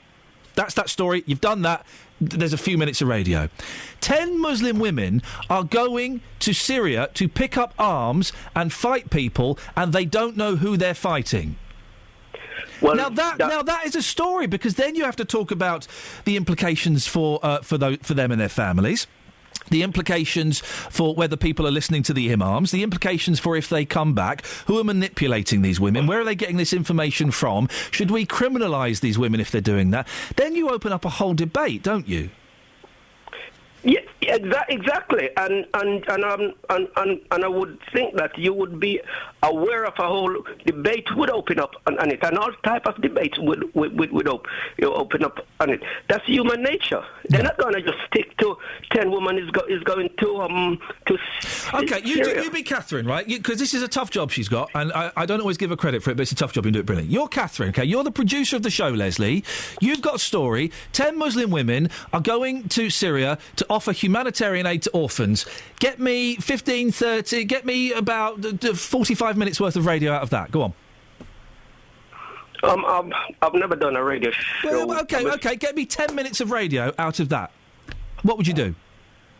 Well, what I do, I would ask the public. I'll see what you're saying. I'll pick up on the story. That's the 10 women. That's going. Is it right for them to go over? Is it right for them to get killed? Is it right for them to be involved? And why they're going? And why they're involved? That's today's show. That's what we're doing. Leslie, thank you very much indeed. It's not... Now listen, Catherine, this is a very rare on-air comp. Yeah. What you do is brilliant. Thank you. And it's a very difficult job, because we get given loads of stories. Some of them are rubbish, some of them are good, some of them look like rubbish, but if you polish them, there's something nice underneath. I love the happy stories. Yeah. We probably get 5 a day. Yeah. So I think we could probably do one show of them, Yeah. fill them, but... That's 5 minutes of radio. And we can speak to the mother of one of those women now. You must be very proud of your daughter. Well, what did you do to bring her up so well? Are you worried about her? When's she coming back? Thanks very much for joining us. There's no discussion to be had. There's no controversy. There's no argument. I think what's interesting about this story is that we're talking about young people, and they haven't changed over the years. The idealism of youth, the sort of arrogance because it's due to a lack of experience. People want to change the world and they believe they can do it. Problem is, we've got women in Luton who are prepared to go and do that, and they don't know who they're fighting. And maybe that's more of the story, and maybe I should have focused on that a little bit more. But Catherine, can I go back to knocking you on air now? Go on. You massive div. Akbar's in Luton. Good morning, Akbar. Oh, good morning, Ian. What would you like to say? A big debate, which couldn't be completed in a short time. But if these women are going over there, we don't know what is the purpose of their travel. We don't know. And if the purpose of the travel is humanitarian and an ambition to join the world, like you and me, then obviously they are well intentioned and good luck to them. But they are going in a war zone. And there is a fighting. Some of these women that this report has come from, Seema Kotecha, who's from Radio 4. Some of this is the women they want to provide humanitarian aid. Some of them have said they want to go to fight, if a Muslim is hurting, then all of Islam hurts, and they want to protect and defend them. But they don't understand that both sides in this are Muslims. Yeah, Muslims. Yes, and exactly. And maybe that is the bigger issue that I've perhaps not focused on. That the people are saying they want to go and join in this battle in whatever capacity, but they don't actually know what they're talking about. Oh, exactly, and the battle against who? The question is, it's an internal war within Syria, and as a result, what we have is a new caliphate coming out of this whole situation, which I would say that is being encouraged by some forces in the world to create a point of contact with the wider world, because at this minute there is no point of contact, and in order to sort of run the world smoothly, I think all these militant groups and extremist groups need a point of contact, and this is an emerging point of contact. Now, I mean, how useful that is, how powerful that point of contact is, and how representative that point of contact is another debate and for another day. But at the same time, if these girls and these women are going there to pick up arms and fight and be a jihadi and get help from there and come back and be part of this very peaceful society, then I think we need to look at our policies and look at our system and of education, where these girls are and how these girls and boys are being brought up. Ladies and gentlemen, a sensible point. Akbar, thank you very much indeed. We got there in the end, didn't we? Oh dear. BBC Three Counties Radio. It's coming up to 8:59. Let's get the latest travel news. Travel news for beds, cards and bugs. BBC Three Counties Radio. Delays at the moment of about an hour on the A1M heading southbound from junction 7 at Stevenage to junction 10 for Baldock after an accident that happened a little earlier on, causing delays on the northbound stretch of the A1M as well at the moment, and queuing on Gunnelswood Road heading southbound between Fairlands Way and Broadhall Way, not being helped by the problems on the A1M at the moment. The M25 heading anti-clockwise, heavy between junction 22 at St Albans and junction 19 at Watford, and delays of up to 20 minutes on First Capital Connect between St Albans and King's Cross due to an earlier signal failure. Nicola Richards, BBC Three Counties Radio. Nicola, thank you very much. Thank you to all the callers today. Yes, even you, Mohammed, even you. And you know what? You can come back on again. You're not banned. Just follow the rules and don't be sarcastic. There's no need for that tone, is there? Right, that's it. That's your lot. I'm going to be at Watford Pond at 10:30 this morning. I'm like Smiley Miley. JVS is up next. We're back tomorrow at 6. Ta-ta. Local and vocal across beds, hearts and bucks. This is BBC Three Counties Radio. Thank you, Iain. Good morning. Welcome to the JVS show. I'm Jonathan Vernon Smith. It's Wednesday. It's 9 o'clock, and on today's big phone-in, should you just be banned from driving if you're caught using your mobile phone? The Minister in charge of Transport